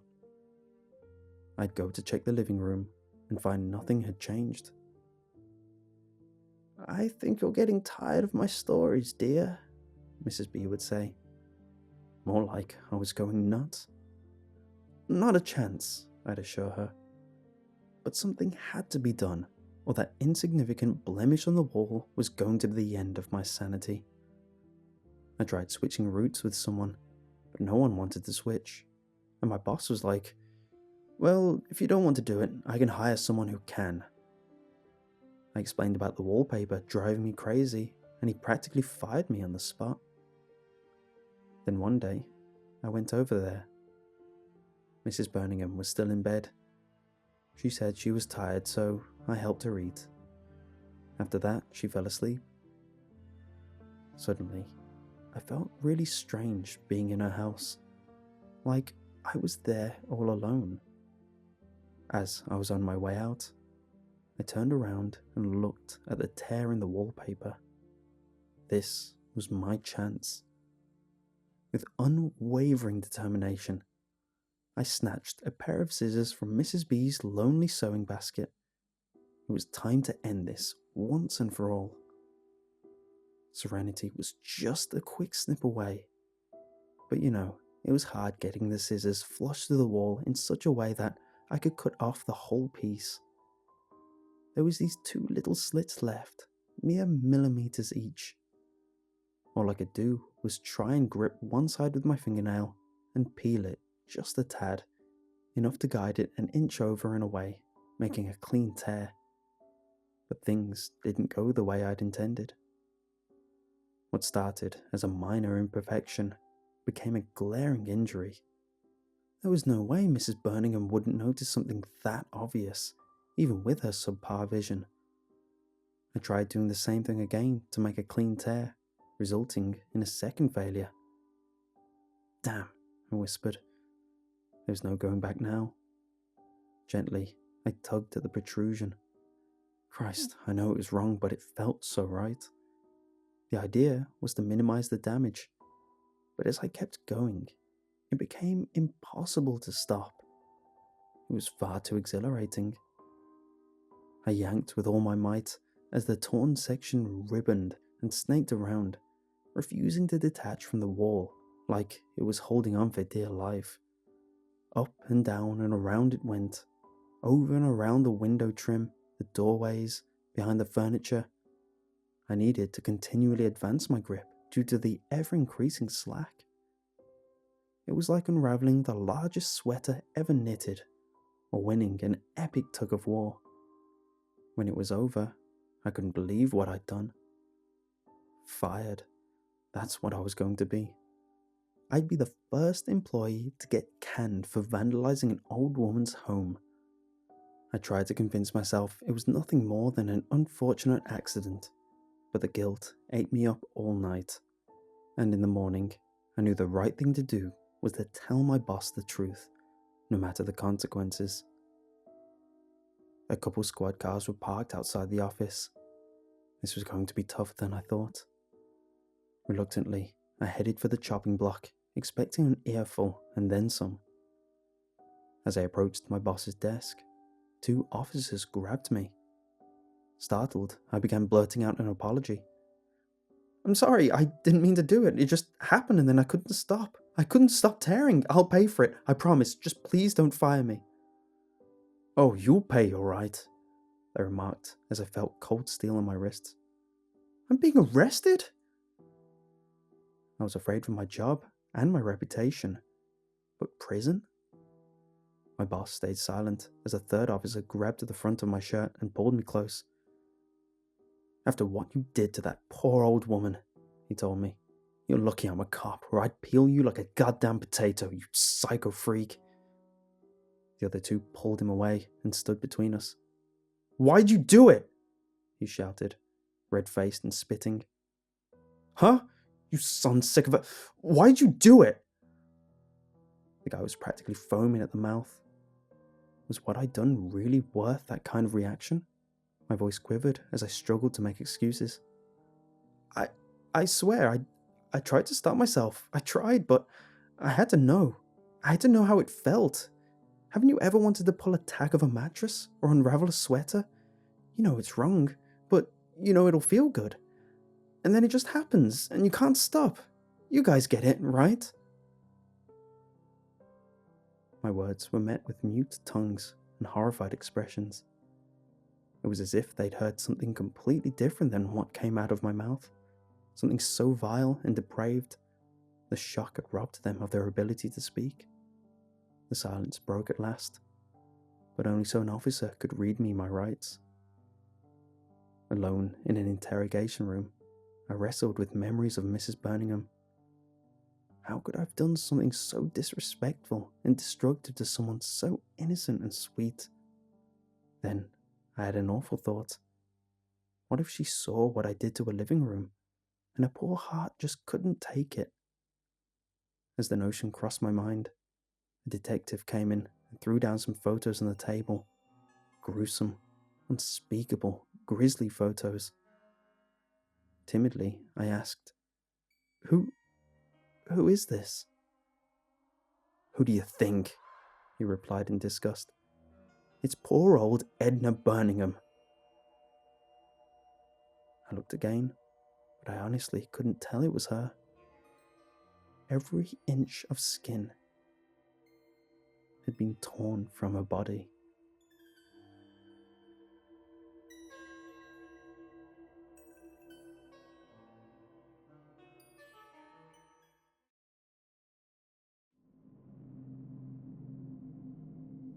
When we opened the body, there was nothing inside.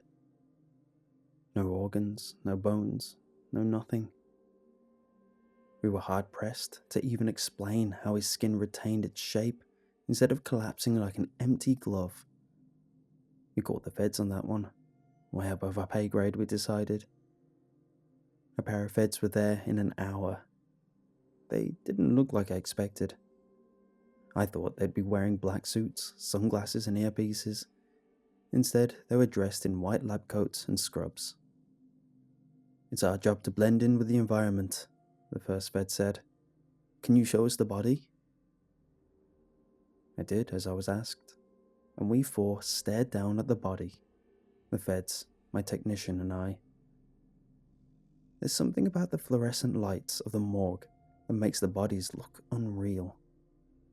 Their flesh is pallid and dull, like those statues from the Madame Tussauds Wax Museum. We're gonna have to call this in, the first Fed said. The second one reached for his phone, but he never got to it. The body lurched upright and seized the two agents by the throats.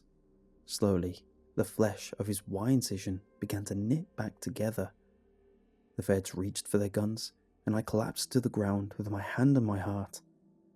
The gunshots tore through the hollow flesh suit, but the creature continued to squeeze.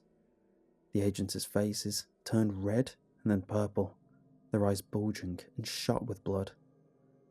For a moment, I thought that they were going to pop right off, but I didn't stay to find out. As soon as I got my wits about me, I bolted, smashing through the metal double doors and racing up the stairs to the first floor. My heart was pounding hard in my chest, racing to catch up with my breath, but my mind was focused on one thought only. Get as far away from this place as you can. I hoped my morgue technician had gotten out too, but I didn't turn around to look. I jumped in my car with shaking hands and thrust the key in the ignition. I peeled out of the lot and onto the main road, frantically swerving my way through the traffic as I raced towards the police station. I didn't know what I'd just seen, but I knew I had to warn someone. I arrived at the police station, a babbling mess. They sat me in a room with a mirror in it and gave me some water. They told me to calm down, and there were murmurs behind my back about putting me in the psych ward for an overnight. As soon as I heard that, I knew I had to leave. But as I opened the door and stepped out into the hallway, I saw something that made me stop. 4 people had come into the station in lab coats. My technician, the feds, and the man who'd just been on my table. I went back out the hallway and through the emergency exit. I managed to circle back to my car before I heard gunshots inside. That night, I drove as far as a tank of gas would take me and checked into a motel under a fake name. Over the next few days, I watched the news reports for the town. but they didn't report anything strange. Some nights I lie awake and wonder what happened. Were the police able to put them down? Did the feds come in and cover it up? Or is there a small town in the American Midwest that's full of hollow people just waiting for the chance to tear somebody open and hollow them out? I'm not sure I want to find out.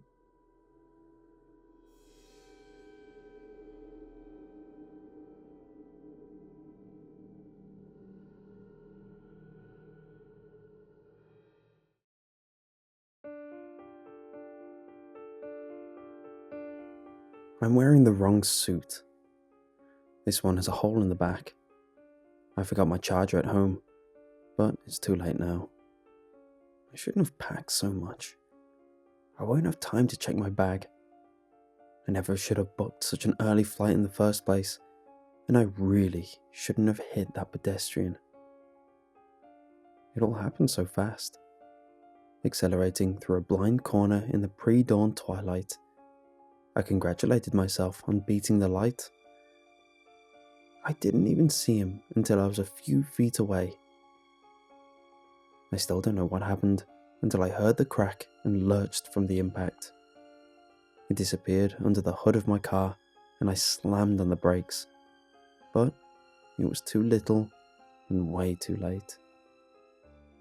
The car skidded to a stop about a dozen feet past where he went down. The flight didn't exist anymore. My job didn't exist. Only my breathing did. Great heaving gasps that I had to consciously force to keep myself from passing out. I could see his crumpled body in my rearview mirror, but I was too scared to even get out of the car. I must have sat there for at least a minute, just staring at the smeared trail of blood, the unnatural angle of his right knee, the shoulder that flopped uselessly out of its socket, and finally the twitch of movement as he began to crawl. I wish I could tell you I was too numb to know what I was doing, but I was thinking very clearly when I threw my car into reverse. It wasn't about missing the flight anymore. It wasn't just the insurance, or the medical bills, or the court cases that would come of this. My whole life was balanced on the edge of a knife, and a mistake like this was all it would take to ruin me. I wish I didn't catch his eyes in the rearview mirror when I hit him again. It wasn't surprise, or pleading, or even fear I saw there. Just raw accusation. He knew he wasn't going to walk away from this. He knew exactly what I was thinking.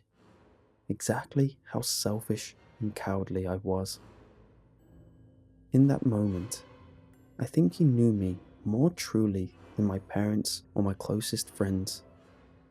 The rest of my entire life didn't matter, because the person who hit him a second time was who I really was. And the third time, and the fourth, and the fifth. Back and forth over the body. It was almost light now, but it was still very early enough for the street to be deserted. I pulled into an automated car wash at the end of the street. I ordered deluxe. That's where the numbness came. I didn't think a single thought as I sat in my car and watched the water jets and soap bubbles. Then I drove off, swearing to myself that nothing ever happened. I still made my flight, miraculously. I had to run through the whole airport. My heart was beating so fast when security looked at me, although of course it was absurd to think that they knew what happened. The whole regimented travel routine coaxed me back into the illusion of normalcy though, and by the time I reached my boarding gate, I'd half convinced myself that it never happened at all. I was just stressed and worrying about nothing. It was just a bad dream. But now, I've woken up, and it was time to go on with the rest of my life. I still felt like I was dreaming though. I didn't walk, I drifted. Finding my window seat, I stared at the runway and marveled how surreal it looked. Airplanes defy all natural instincts for what is possible. All our technology does. Mind switching seats? You can have the window, I heard from the aisle. I was lost in thought though, oblivious to the outside world. Thanks a bunch. I just wanted to sit with my friend. The shuffling of bodies, all moving in an ordered fashion. No one batted an eye at the absurdity of the whole show. Any kid can get behind the wheel of a 5,000-pound unstoppable killing machine. If someone saw that hurtling toward them a few hundred years ago, they would have thought it was a demon straight from hell. The sound of folding paper. You keep up with the news? The man next to me asked. I shrugged and kept staring out the window.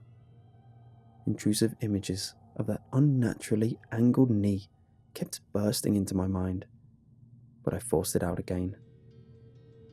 What if there was still blood on my car? I didn't have time to check that thoroughly. These politicians, my neighbour continued. Absolute disgrace, even the good ones. They don't care about who they're hurting, they're just afraid of being caught. That made me look, twice, and a third time. The man I'd hit this morning wasn't looking at me though. He was just calmly reading the paper. Now I know what you're thinking already, that it was my guilt making me see his face on this unrelated stranger. It wasn't just a passing similarity though. No wounds, no blood, no dislocated arm. But it was him all right. And when he looked up at me and smiled, it was the eyes I'd seen in my rearview mirror. The plane lurched and I gave a little gasp. We were moving, taking off. I unbuckled my seatbelt and started to stand, but the stewardess was quick to scold me back down. I couldn't think of an adequate reason for why I had to get out of there, so I just sat back down instead. That was stupid of me. I should have made up a medical condition or something, but I guess I was still in shock. It wasn't long before we were in the air, and it was too late anyway. That's the worst thing about it for me, the person I killed this morning said. Lack of conscience. If you're going to do someone in, at least show some respect. Say a prayer or something, but just doing it cold like that? He gestured at his paper, but I didn't look. It really boils the blood, you know? Excuse me, I have to go to the bathroom.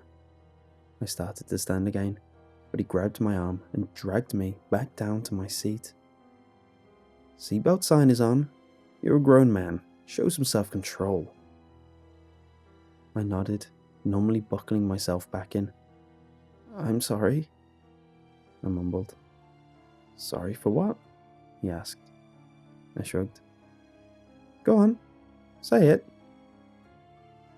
I'm sorry, is all I could muster up. No, you're not. You're just like the people in the news. You're only sorry you got caught. How long do you suppose this flight is? About 3 hours? That's plenty. You've got 3 hours to finish me off. He looked me dead in the eye. Or it'll be my turn, and one man to another, you have my word. He leaned in real close here. I'll get it right the first time, and won't need to back up. What the hell are you? He just grinned. The seatbelt sign went off, and he stood up to stretch. As he did so, something fell out of his sleeve and onto his vacated seat. I reached out to pick it up. A sharpened plastic shiv. He winked. I've got to use the bathroom. You take care now. It took to the time he reached the end of the aisle to process everything. He wanted me to try and kill him again. Why? It didn't matter. Was he bluffing? I don't have much experience with immortal zombies, but my guess is that they can do pretty much anything they set their mind to. It is one thing on a dark road without any witnesses, but on a secure and crowded flight without any escape. But he'd given me the shiv, and he was alone in the bathroom right now. That couldn't be a coincidence. This was my one shot, and I was going to take it. Concealing the weapon, I moved to the bathroom at the end of the aisle. All those eyes on me. They're just passively tracking movement. They don't know. No one suspects anything. Then to the bathroom door. It was unlocked. I took a deep breath and opened it. He was sitting on the toilet, his pants around his ankles, grinning up at me. When I was in the car, it took me a long time to work up the nerve to back up. This time, I didn't even hesitate. I lunged at him, driving the plastic straight into his heart. He barely flinched.